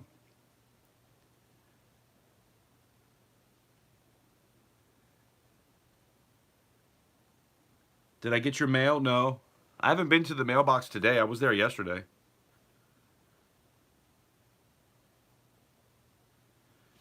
But I haven't been there today. I guess it's too late to go there now. They're doing some road work by my post office. And it's such a pain in the ass to get out of there once you go in. Although I got kind of lucky last time I went. But no, I haven't been there. Okay. I'll check. Do I have to go in for that? I'm not sure what you did exactly. You can email me. You don't have to say it on here. Do I just need to check my box or should I go in? Because I can check the box now when I get done. Because I do want to get this out to you. I got to take pictures of it still. That's the only thing I haven't taken pictures of. Guys, I'm so far behind on So what I'm trying to do is take pictures front and back and some side shots, especially if it's a piece that stands. I take a picture of it, at least front and back, and some one or two side shots, plus the COA, which looks like that sort of thing. So, and that's the other side. If you don't know, now you know. But and if you don't know, now you know. I'm sorry, I don't know why I just went in the song there, but you know what I'm saying.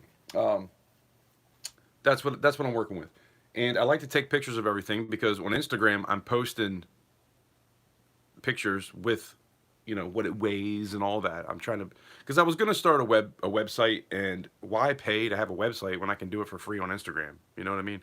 I'm just not quite there yet. At some point, I would like to have my own website and even sell pieces there too. But for now, I'm just selling on YouTube, putting up all of my pictures of things that have sold. Because I don't put anything up to sell. I only put up things that have sold. But I've only put up like 15 pieces, and I've sold, it has to be 70 or 80 pieces now. So that's how far behind I am on uploading to Instagram. So if you want to see your piece on the internet somewhere to show somebody, or just look at it if you're not at home, or you want to show somebody what you got, you can do that. But I gotta get I gotta get to your piece probably. There's a few that were from the first auction, but I still gotta catch up on the first auction, because the first auction I had the 1 through 10 with the channel pieces with the CCs on it. So yeah, I'm a little far behind, but what are you gonna do? I feel like that's kind of the story of my life.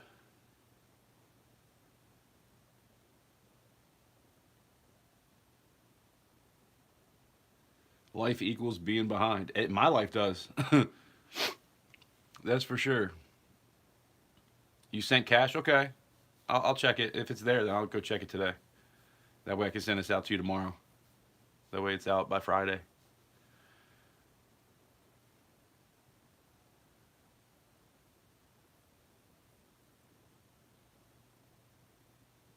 E pluribus, are you in Maryland too?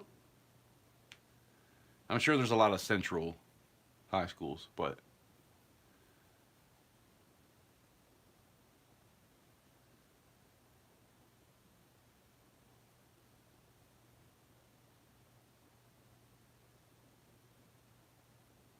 yeah, e pluribus, there's always going to be those type of people. Everything's racist. I'm not even going to attempt to go down that road. Not on this channel. But it's kind of ridiculous how people like to pull that card when there's no need for it.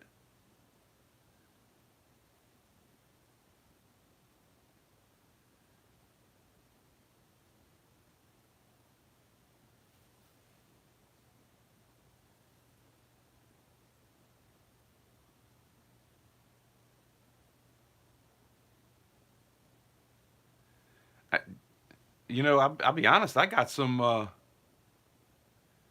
don't even want to say it. I've got some pieces that have that weird symbol on it.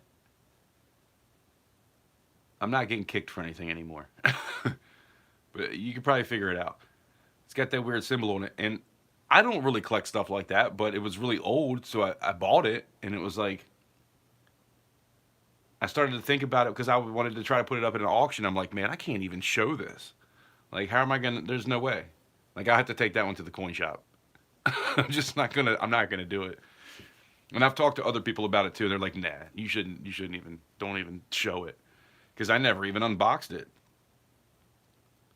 But it was a really good price because of what it was, and nobody wanted it. I look at it as,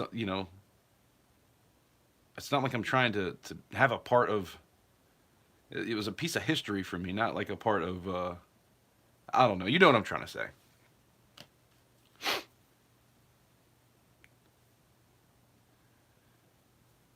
Oh, you're in PA? Okay. Yeah, there's a central high school not too far from where I'm at.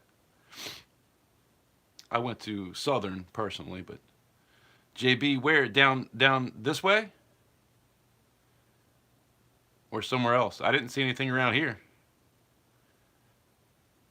It got a little windy for a little while last night, I think. if I'm not mistaken. Montgomery County. Oh yeah, that's where it was last time too. Gaithersburg. I remember when I went across the Beltway. I went out to make a couple deliveries that day.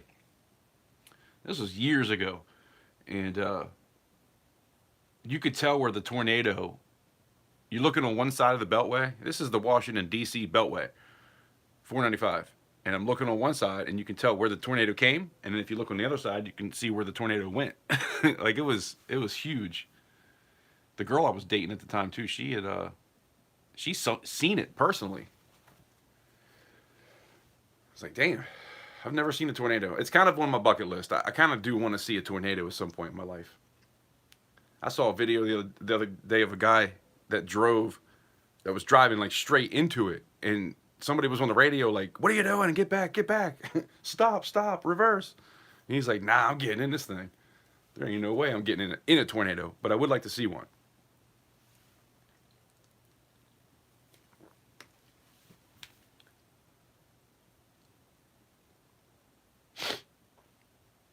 You know, they've definitely happened in Maryland, that's for sure.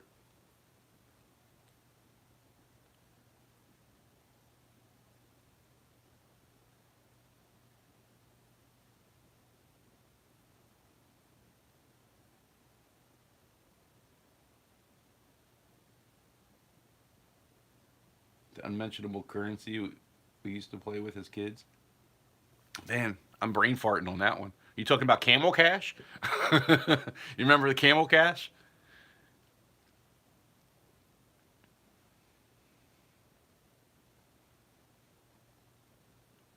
Back when I was too young smoking cigarettes?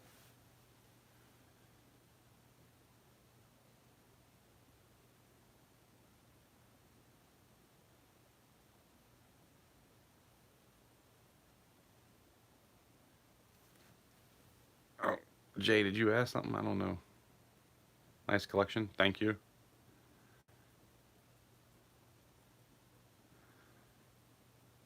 And he said, "Thank you, bye." I was like, "Uh oh. Did I make somebody leave?"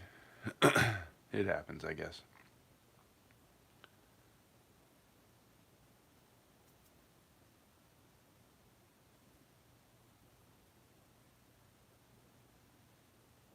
You want a piece of that history, Serpent? Are you talking about what I was talking about? Because if you want it, you can get that too. You can pay for it Saturday. Send me an email if that's what you're talking about. I'll show you what it is.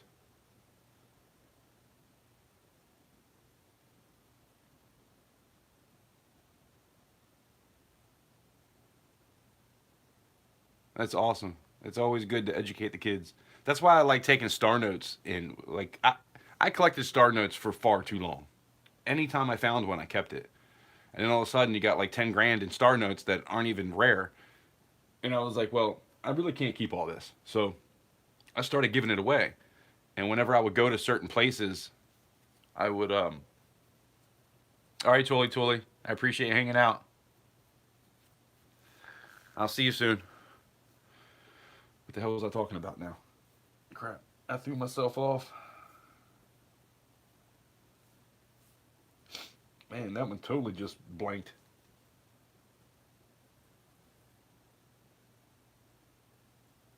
It must not have been very important.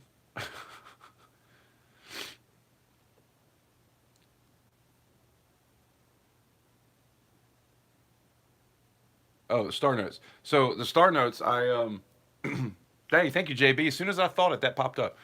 But yeah, so I'll go into a place in a store and I'm paying with a star note, and I'll tell them, "Oh, look, I got a star note for you. Do you know what a star note is?" And they're always like, "No, I have no clue." And I'll tell them what it means. You know, it's a copy. You can't print something twice legally, so they put a star on it instead of, So it's rare just to find one. Period. But not necessarily worth more than face value. So this one isn't rare, but keep an eye out for them. You work at a register, I'm sure you'll come across some. So it just gets them interested in looking at stuff. And then I found out like this one woman, her husband was a big coin collector, and he lives right down the street, so that's kind of cool. And then another dude, his dad was a collector, and then two people that this is just right in my neighborhood that they actually collect coins too. So, you know, it's a way to kind of find like-minded people that you live around. Because being on YouTube, a lot of you guys don't live around me, and I've got some really good friends, people that I talk to on a, pretty often, and you know, I don't know you personally. I've never seen your face. You know what I mean? You're out in another state somewhere, but I consider you pretty close friends. There's a few of you, and then there is some people that live around here, and that's always cool. But anyway, it's cool to just get people into it, especially people you don't know. And I'm crazy. What's going on? It's been a while. How you doing? I did a little bit of coin roll hunting earlier because it was supposed to rain, and of course I don't even think it ever did rain, so that was kind of dumb. I should have just poured something. But yeah, next week I'm gonna get really busy. Like I showed earlier, I've got some 10-ounce bars and some rounds that I'll probably end up melting down. These are Silvertown Morgan Stackables. And these are the SMI. I think I might try to do these SMIs, the Buffaloes. I'll probably melt some of these down. Because it has that circle on the back, and nobody likes the circle on the back. I'm not getting gloves, so I'm not going to show you the back, but most of you know what that is.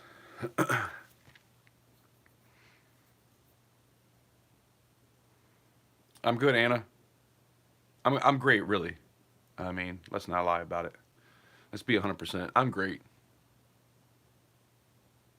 Every day I wake up thankful that I'm alive. And when you can think about life like that, and it's just a good day, and you're grateful every day for just being here, being able to exist, and having family and friends, it's a good day. So that's where I'm at. That's a long way from a couple years back, but we grow and we become stronger, and that's where I'm at. Thanks for asking.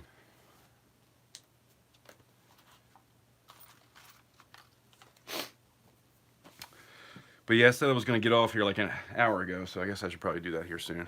I hate it when I get like 15 people in here hanging out, though, and I don't like to go. If you're willing to hang out with me, I'm kind of willing to stay. I feel like I'm a little bit boring, though. Just sitting here, shooting the shit, chatting with you guys. I do like it. It's fun for me. No, don't go. Well, what do you want to talk about? What are you guys doing? What's going on? Anything happening crazy in your life? Anything fun to do this weekend? Any place that you want to visit? What else? Any good songs that came out recently that you're into? We are in my studio, by the way, for those that might not know. Check out that drum set. Thomas Superstar. Yeah, baby. I got a few guitars. Not many, just a few. A little bit here and there. That's a really expensive one. Even got a banjo that I have no clue how to play. And a full DJ setup, too. Anyway, I digress. I love me the music. I've been trying to work on some songs, man. I'd like to put something out eventually. Let you guys listen to something. I'm not there yet. Nothing's finished, but there's a lot I've been working on.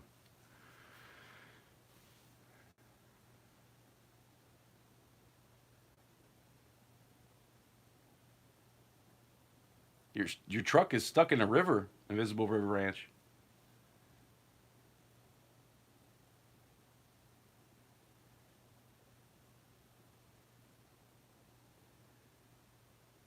I'm new, never knew. you just you, you kind of blew my mind a little bit. I'm new, never knew. It's in quicksand. Damn, that sucks. Your cheeks hurt from smiling brown sugar? Well, that's awesome.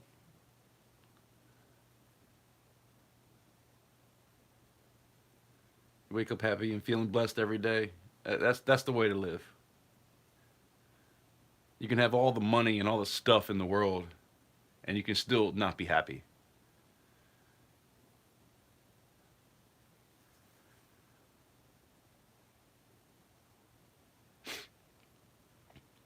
There's no water in the river. Just quicksand. That sucks. You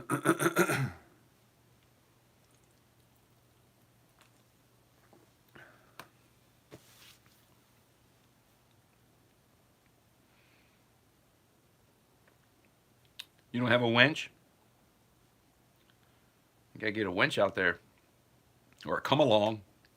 Come alongs will work too. You can really pull your stuff out if you got a tree or something you can hook onto.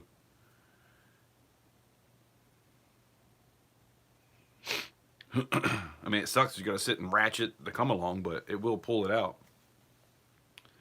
You might need a couple people.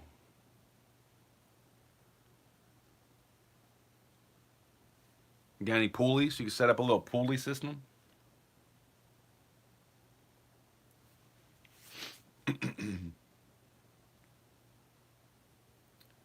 I think the more pulleys you use, the easier it is to pull out.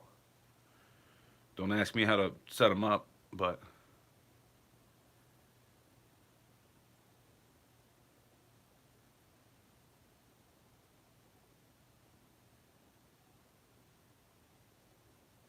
she says that a lot, Shannon. I don't know what that means, but she's always saying that.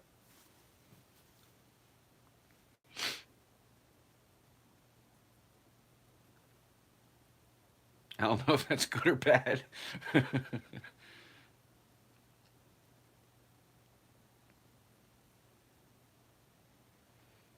got an electric car too? Yeah, man. My stepson's got an electric car.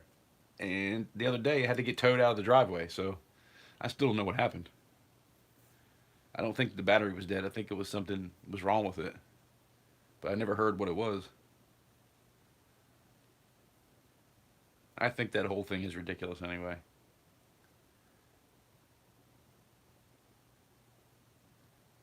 Everybody thinks that these battery cars are like better for the environment, and it's not. I mean, look into it. It's not. What do you do with the batteries when they're done anyway? How do you charge the car in the first place? Where does the charge come from? It's like, I don't know.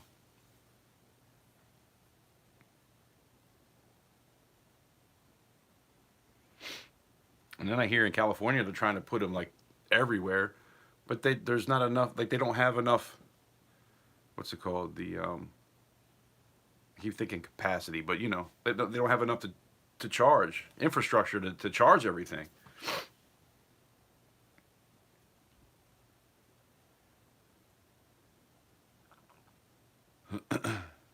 I don't know. I like to hear my truck is pretty loud, so I can't imagine driving down the street and not hearing that. I mean, sometimes it's a little aggravating. I don't like necessarily always hearing it if I'm trying to be quiet, but like if I leave out of here at 4 o'clock in the morning and I gotta start my truck up, I always feel like I'm being loud, but any other time I love it.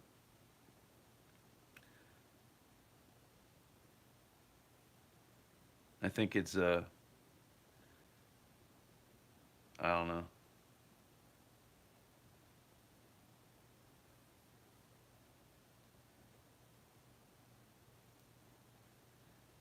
I bet driving down the road with not hearing anything running has to be weird.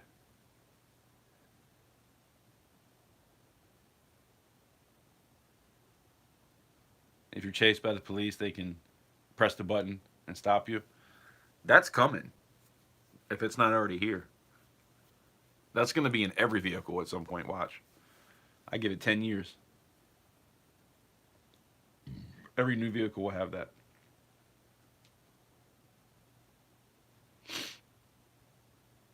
Minority Report. That sounds very familiar, but I can't remember what that is.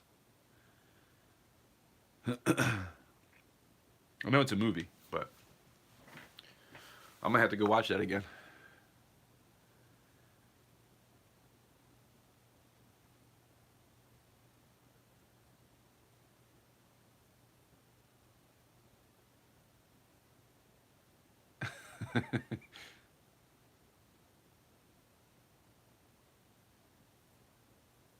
Yeah, I have a 2500 Titan. I got a 2500 HD Chevy with aftermarket exhaust, which didn't even used to have exhaust. It got broke off, and so I had my neighbor fix it. But when he fixed it, he put on a diesel. Like it wasn't the right muffler. So he didn't really quiet it down at all. It still sounds pretty loud. And yeah, it's just one of those things.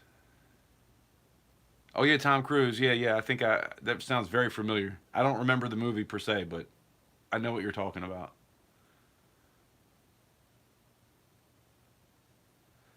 Serpent Silver, you should do it. I'm thinking about buying an old truck that doesn't have anything electric in it.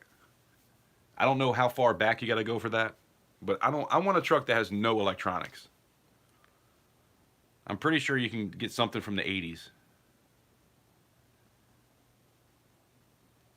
That way, if something does happen, at least I'll have a truck that works. I got to start doing some of these. I want to start doing some prepping videos because I've got a like Faraday bags. I have this material I bought to make a Faraday box. I have solar powered generators. I have food out the wazoo. Um, Food out the wazoo. I don't think I've ever said that in my life. But tons of food. Um, and water filtration. I even got some of those big water jugs. So I have like 6 of the big 5-gallon jugs full of water if I need it. But I've been prepping since 2012.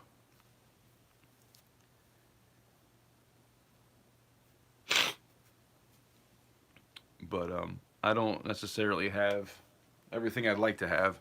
I got more out of prepping and started getting more into stacking for a while there. So in 2020 though, I bought when we were in the pandemic. I bought a solar powered generator and then a couple of the chargers. One like a big charger, and then a bunch of the littler chargers. And then I just bought like 4 or 5 more chargers, like for your phone, that's solar powered. So you can charge your phone. You just need sunlight from it, or you can plug it in the wall. But what's cool about this solar power generator is that it's really not a generator. Really, what it is, it's batteries and they recharge. That's really what it is. Because anything with a motor, you can't really run inside. So this basically, it gets recharged by solar, and so you can run it in your house. So you can hook your refrigerator up to it. It doesn't make any loud noises. So if the shit really did hit the fan, nobody's hearing your generator running outside. I do have a couple generators as well, like regular DeWalt generators. I've had those things for years and years. I bet you one of those is probably at least 20 years old. Hopefully they still work. I emptied all the gas out of it, so they should work when I go to use them again. You got to make sure if you have generators that and you're going to store them for a while that you take all the gas out of the carburetor, especially with the gas we have nowadays. With the ethanol, make sure you take all the gas out, and if you're going to store it for longer than 6 months even. That's my little tip for the day.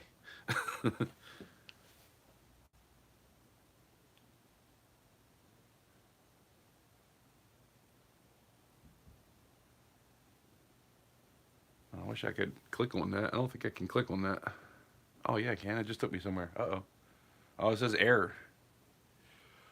404, that's an error. What does that mean? It says that was not found, whatever that link was. Oh, damn it. I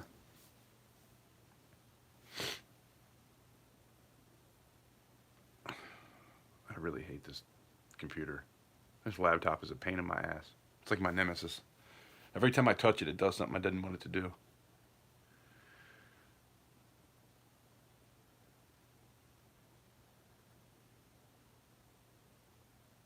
Oh yeah, JB, stop crimes before they happen. Now I know what you're talking about. I just reread that. I remember that movie. I think I only saw it once though. That's what's coming. I can guarantee it.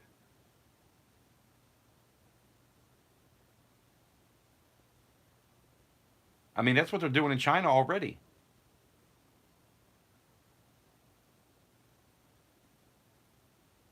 China. 1990 F-150. That sounds cool.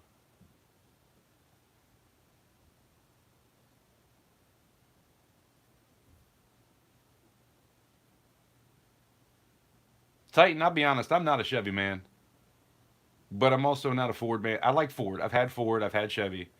They both suck. I'm not gonna lie.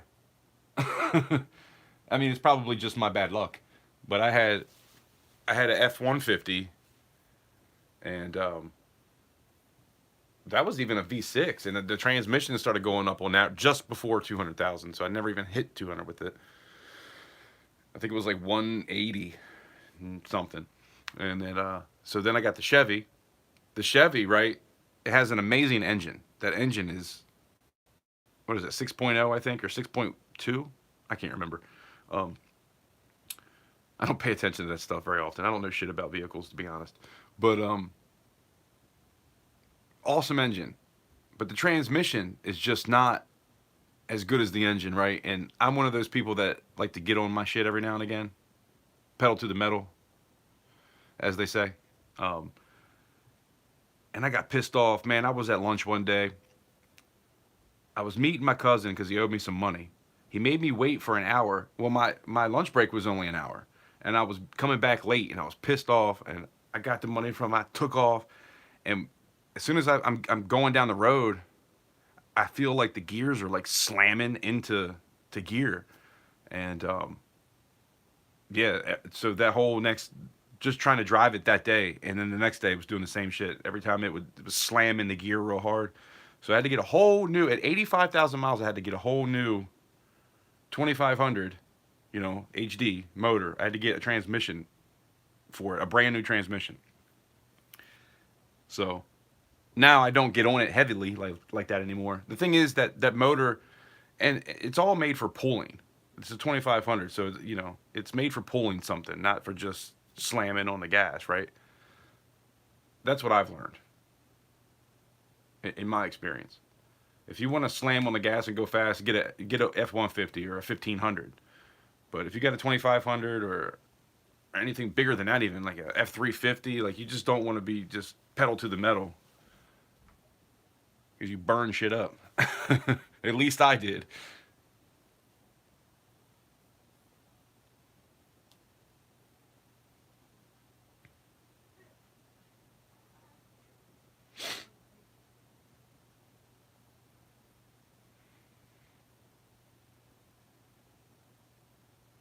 Like when they said shut down your live. Yeah.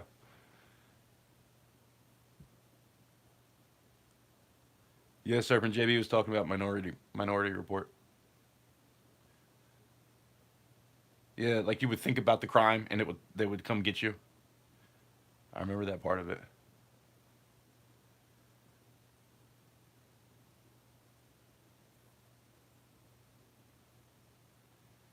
Yeah, I would love to have a manual again. That's what I learned on. I used to have a what was that red car? First car I ever bought with my own money and whatnot. Um, Pontiac, Pontiac Sunbird, and it was a stick shift. That's how I learned.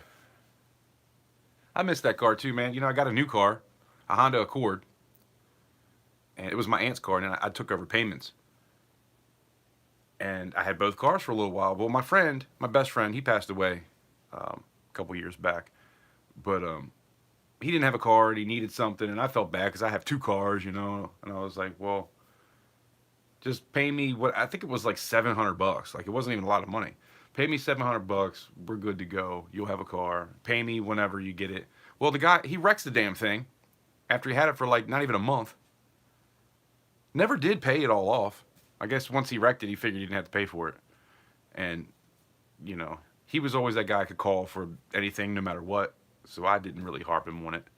He helped me replace my dad's roof, and, he was always there for me, so I didn't really worry about it. But I don't think I even got $100 for that car. I think I gave it to him, to be honest. I don't even remember. But that was a cool car. I wish I still had it, to be honest. It was a pretty cool looking car. Had a little wing on the back. Lee Haley, what's going on?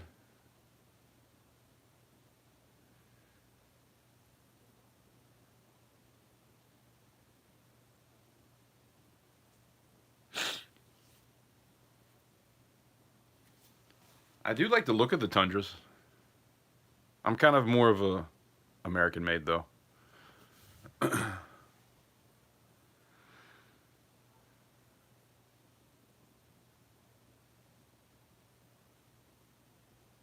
You don't have to drive a Chevrolet, but you'd be cooler if you did. Especially mine. I got dents and dings all in it. You're real cool if you got one with dents and dings in it. That's funny. I need to make a bumper sticker. If you don't got dents and dings, why do you have a truck?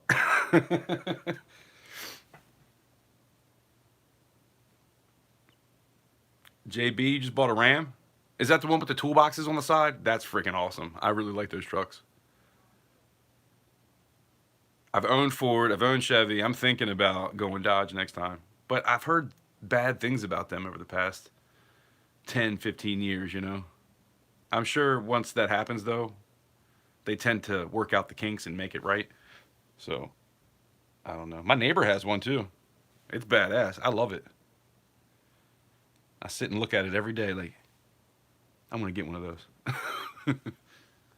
It's black, too. It's blacked out. He's got blacked out rims.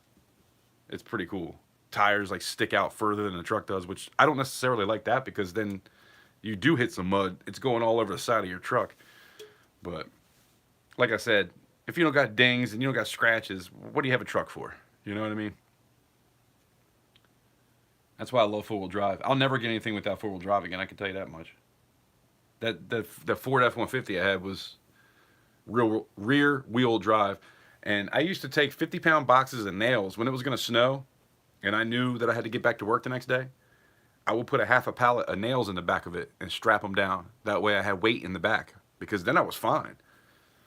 But if you were trying to drive in the snow with just rear wheel drive, it sucks. I'd rather have front wheel drive for sure. But yeah, they used to have shitty transmissions. That's what I was thinking about. I'm sure they fixed that by now though. Usually that only happens for a couple years and then it comes out better than anybody's because they have to figure it out and fix it and make it better. I feel like that's usually what happens with vehicles.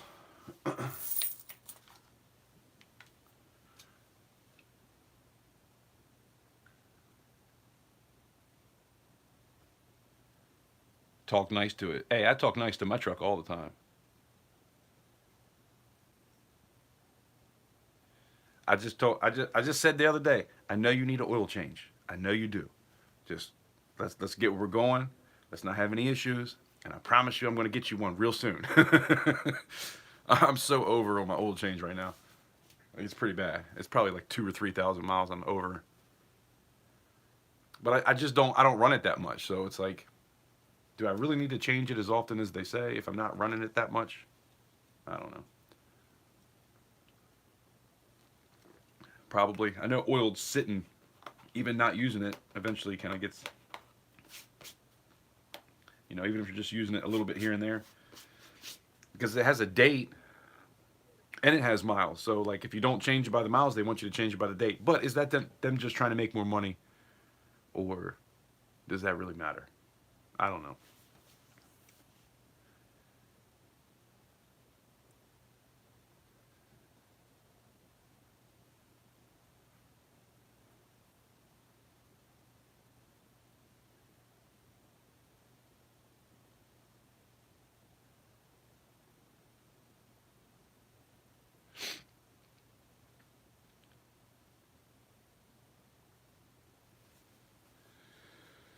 Yeah, I think I don't know. My dad is a big Ford man. I can't believe he bought a Chevy. He's always owned Fords, and man, his trucks have always lasted forever. So I do know that there is some good Fords out there. But I got one. Of course, it was a V6 too, which is probably another part of the problem. It wasn't even a V8. So yeah, I think I was just too hard on it, and it was a Ford F-150 Classic, right? No, Classic is what I have now. This is Chevy Heritage. It was a Heritage, so it was the year after. It looked like a newer vehicle, but the body was older. Like the inside, the motor, all that was the newer year, but the body looked like the old, so it was called the Heritage. Because I didn't like the new version of the Fords that came out. That was a long time ago. I guess that was a 2003. And then I ended up getting the same thing with the Chevrolet, but it was called a Classic. So it's the new motor with the old truck body.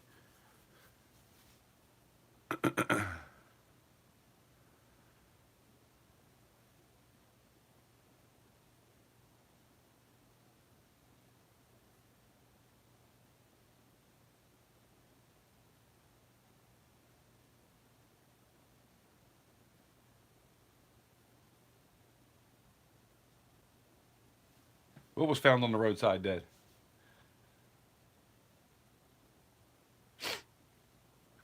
Date is pointless unless sitting for years. Yeah, that's what I figured.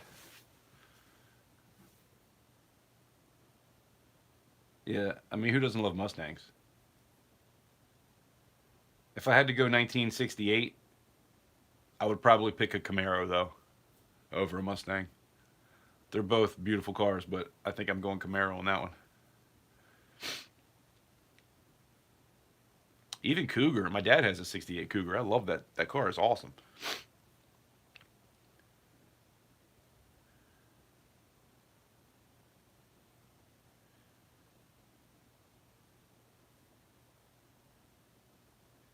No, Lee, I haven't been. I kind of want to. I need to do something soon. If I don't go on the bay, I'm at least going to go hit a pond up. Trying to talk some people into going with me. My daughter just isn't into it like she used to be. She'll go, but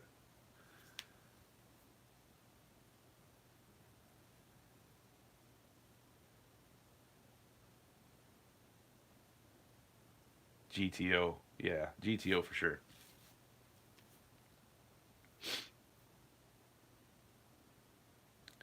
What's the GTO? Is that a Roadrunner?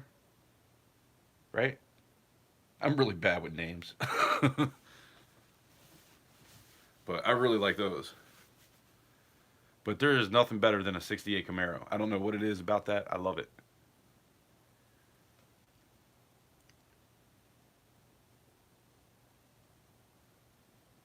Oh yeah, yeah, Pontiac. Okay, I do. I can't picture it though. I can't picture what the car looks like.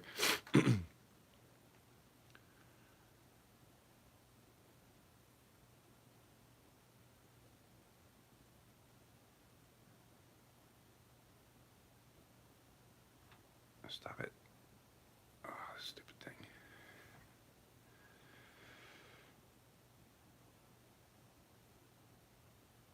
Who made the Roadrunner? Was that a Pontiac?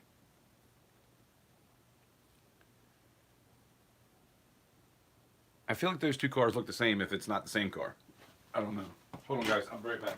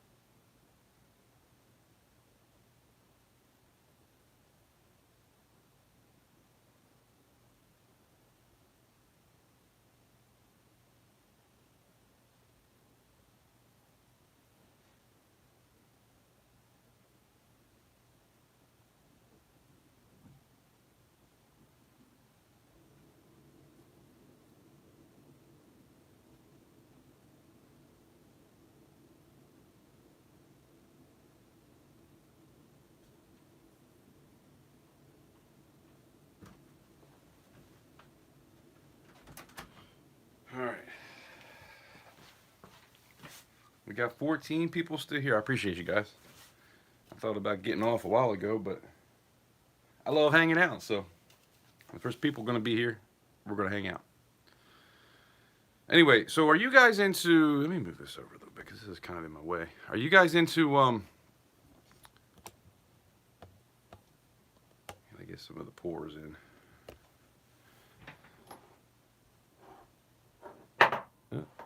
I guess that one sold. The little Marshall stack. But are you guys into bills? Should I put more bills up? Do you guys like star notes? I do got a bunch of those still. Some of them are kind of more on the rare side, so they're a little bit expensive. But I also have a couple of those big like horse blankets, a $1 and a $5, I think. I did have a horse blanket $10 gold certificate, but I sold that. When I sold those other gold pieces, I kind of regret doing that now. I could have made way more money if I came on here and talked to you guys, because I know there's people into that stuff. But I got rid of quite a few things all at once. But man, I've been kicking myself for it ever since.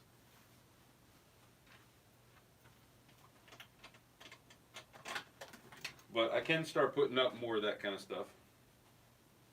Here's a cool one I found the other day. If you're into notes. You know what that is? The serial number. 1, 2, 3, 4, 5, 6, 7, 8.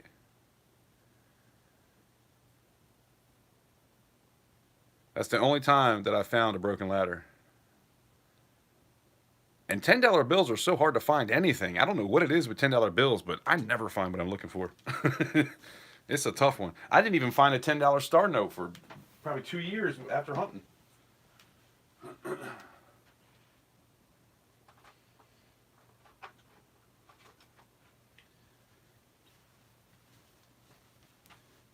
And I did put up some $2 bills on this last auction. I don't have anything crazy, but I do got a bunch that are consecutives. I sold a few of those 76s. We do got some Red Seal star notes. A couple of those with the big 2 on it. That's actually kind of a totally different design. One is from 1928 and one is from 1953. I got a $5 Red Seal. I believe that's from the 20s. Oh no, that's 63.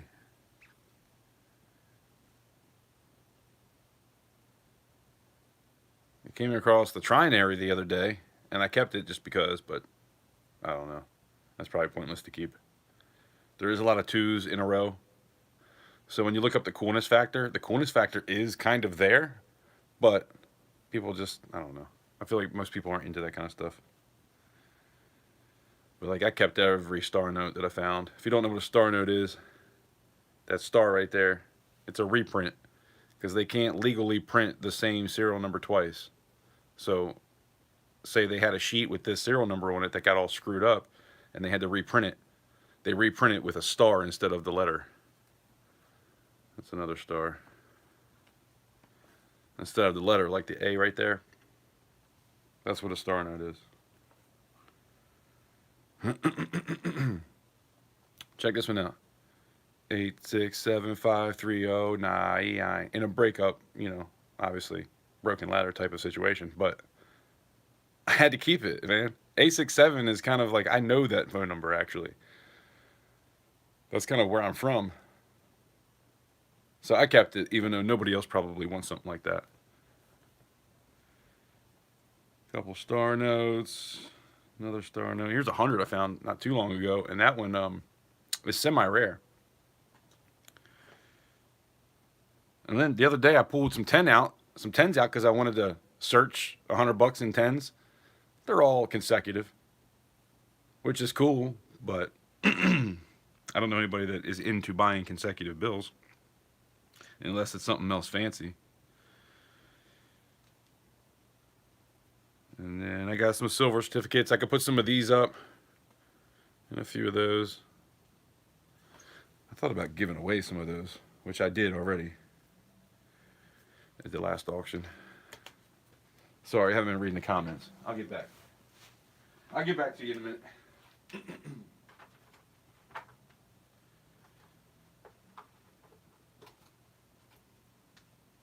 I do have some gold pieces too that I'm not necessarily trying to hold on to anymore.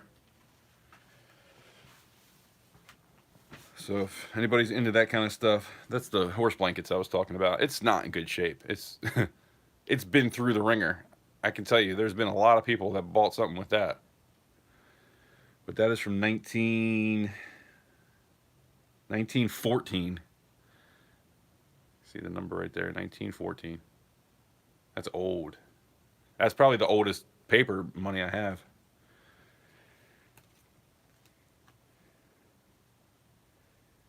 And this one's from 1923.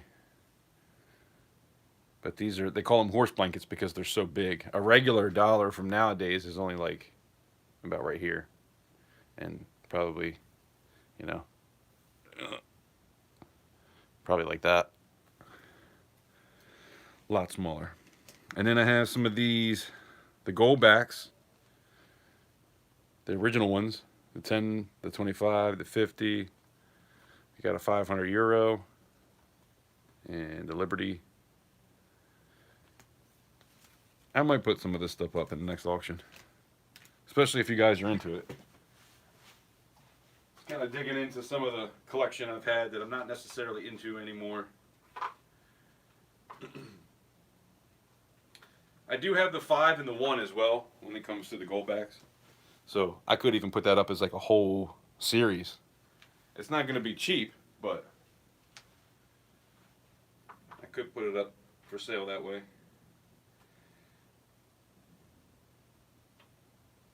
And there's other stuff in here too. I'm not going to bore you guys forever.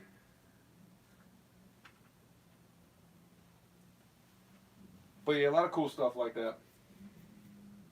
I can't even get to my other safe. I was going to pop that open and see if there's some things you guys were into. I feel like I've been putting some of the same stuff up for a while, so I kind of want to mix it up a little bit. But like I said, I got a lot of unboxings to do, so I need to get into that over the next couple weeks and show you guys some of that stuff. Get it opened up. That way I can, put some newer stuff up.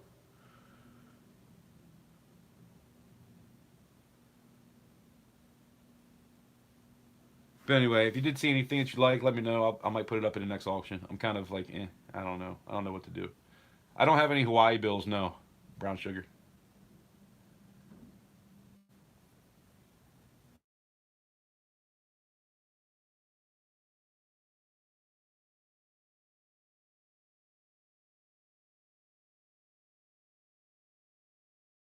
Sorry.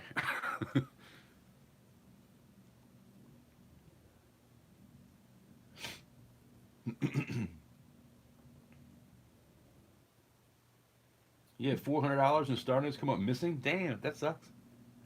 Sorry, Serpent.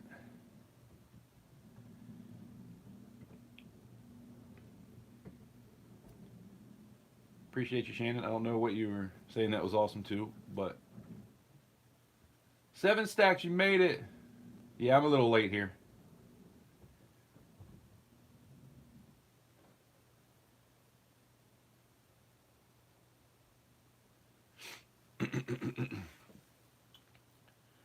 Running late today. I didn't pour anything today because it was supposed to rain, and of course it never did. So I should have just poured.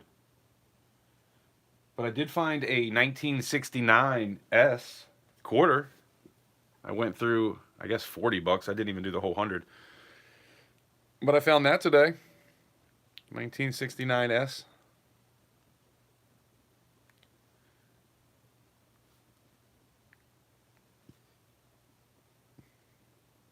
It's not silver, but you can tell by looking at the side. You see the copper in it. But it's still cool. You don't find a whole lot of S's in the wild like that.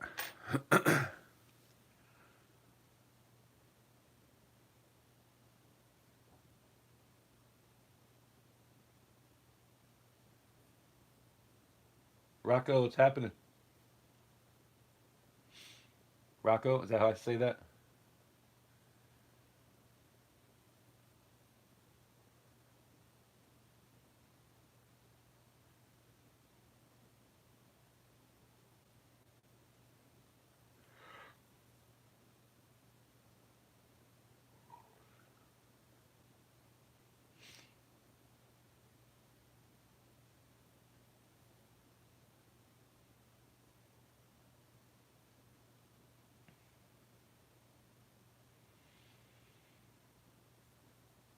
Dang. You're from Sicily? That's pretty awesome. That might be the first time that's happened that I've had somebody from there. I don't understand everything you're saying there, but oh, like 23? Appreciate you. Thank you.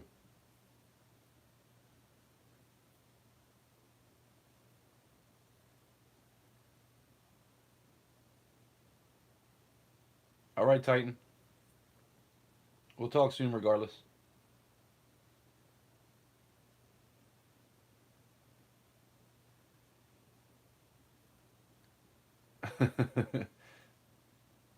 That's funny, Lee.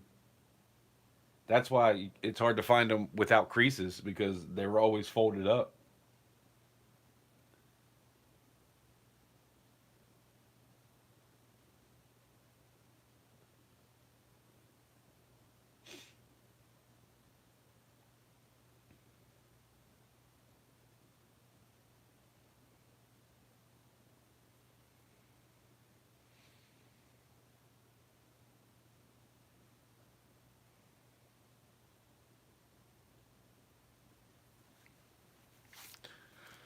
Well, Rocco, I'm in just outside of Washington, D.C., in the Annapolis area, you can say. I don't ever give my exact location, but somewhere in that area. On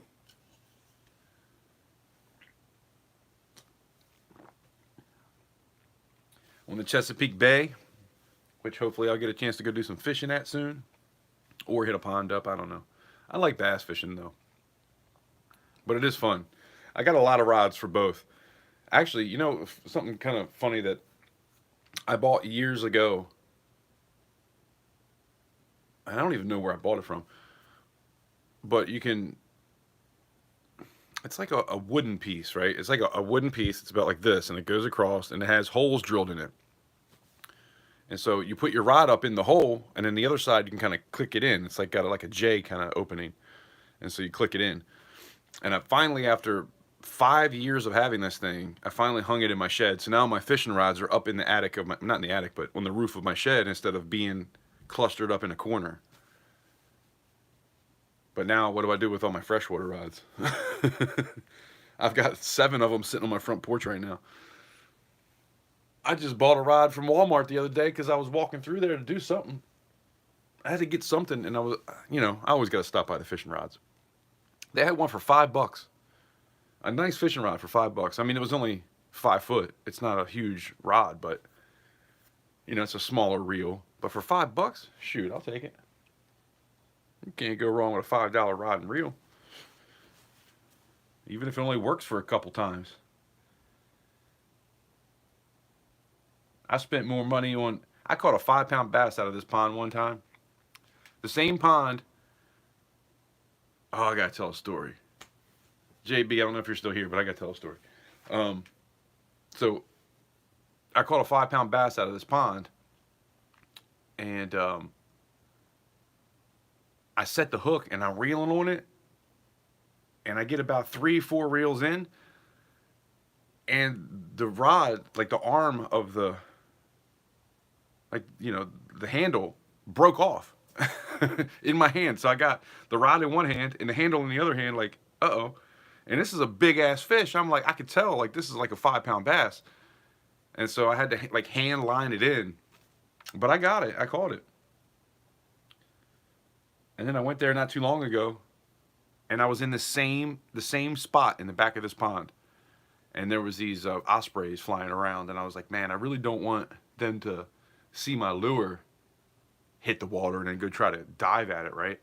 So I kept all day. I was thinking, don't let that happen. This was during the eclipse. I took my daughter, to the pond, and we were going to do some fishing and watch the eclipse. And so I don't see the osprey anywhere, but when I'm walking up to this back corner, because it's kind of like halfway in the woods a little bit, I could tell that there was a goose over on the other side that had some babies. I could tell it was laying down on something, right? Either eggs or babies, I don't know. But it was laying down. And it looked like it was about to hatch some eggs. And I was thinking about that, right? I even told my daughter. So I cast out thinking, all right, I'm just going to try to hit the other side of the pond real quick. I'm not going to try to do the goose or anything.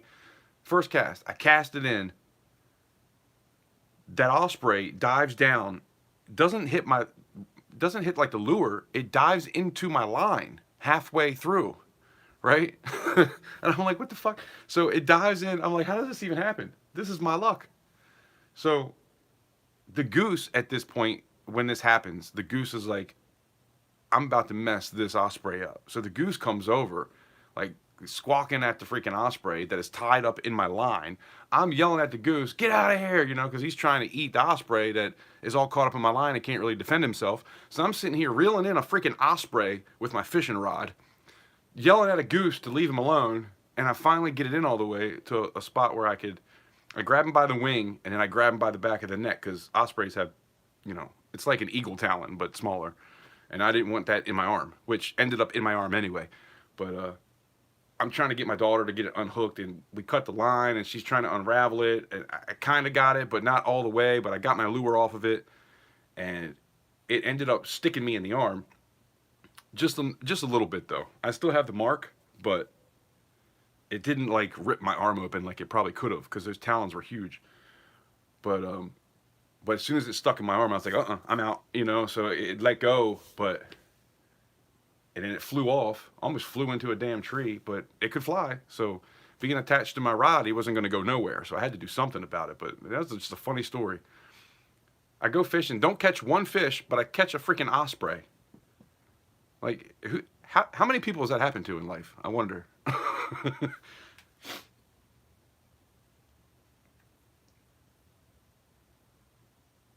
All right, Shannon. I appreciate you hanging out. You have a great rest of your day as well. I'm probably going to get off here pretty soon. But yeah, that's funny too, because that same pond, a few years even before that, there was these ducks that were all around. And I'm fishing for bass, but I also have a rod laying down next to me for like bluegill with like a real worm on it, with a bobber, just trying to catch, whatever. Bass or bluegill, and because that's what my daughter will catch. But I wasn't using that rod, it was just sitting next to me. Well, this duck comes over and tries to get the worm, and I'm like, shit. So by the time I realize, it already has the worm in its beak. So I grab the fishing rod, it tries to fly away, and it doesn't, because it's attached to my rod, and I'm holding the rod now. So I end up reeling him in enough to where I can grab it by the neck, and I couldn't get it out of its beak because it was stuck, but I ended up cutting the line and just let it go, and then it'll rust out eventually, I guess. It's better than being stuck to a fishing rod. So come to find out, like a couple hours later, we saw it, and it ended up falling out somehow. But twice I went to that pond and caught birds instead of fish. Like, how the hell? Anyway, I digress.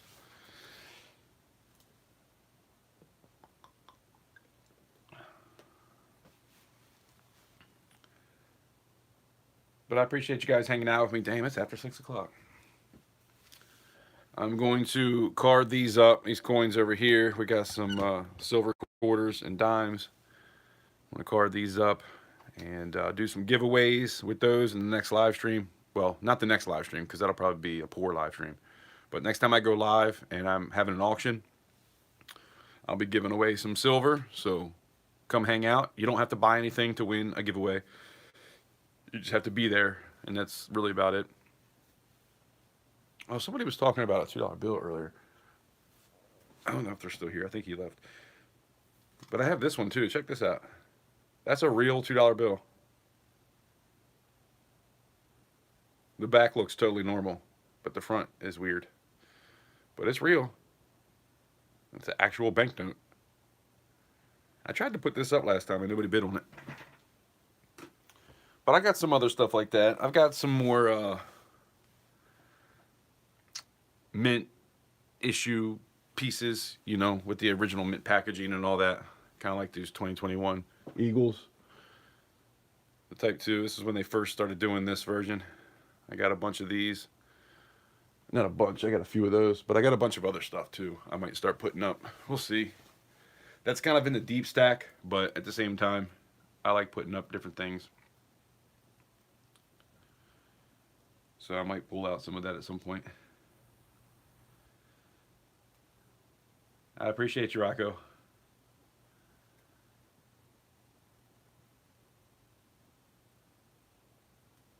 I really wish I knew what the hell you were saying. You and stand.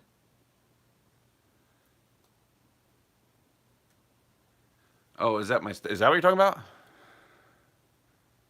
I 3D printed that. Isn't that cool? Put coins up in it. There's supposed to be another one that he made for me, but I couldn't get it to print.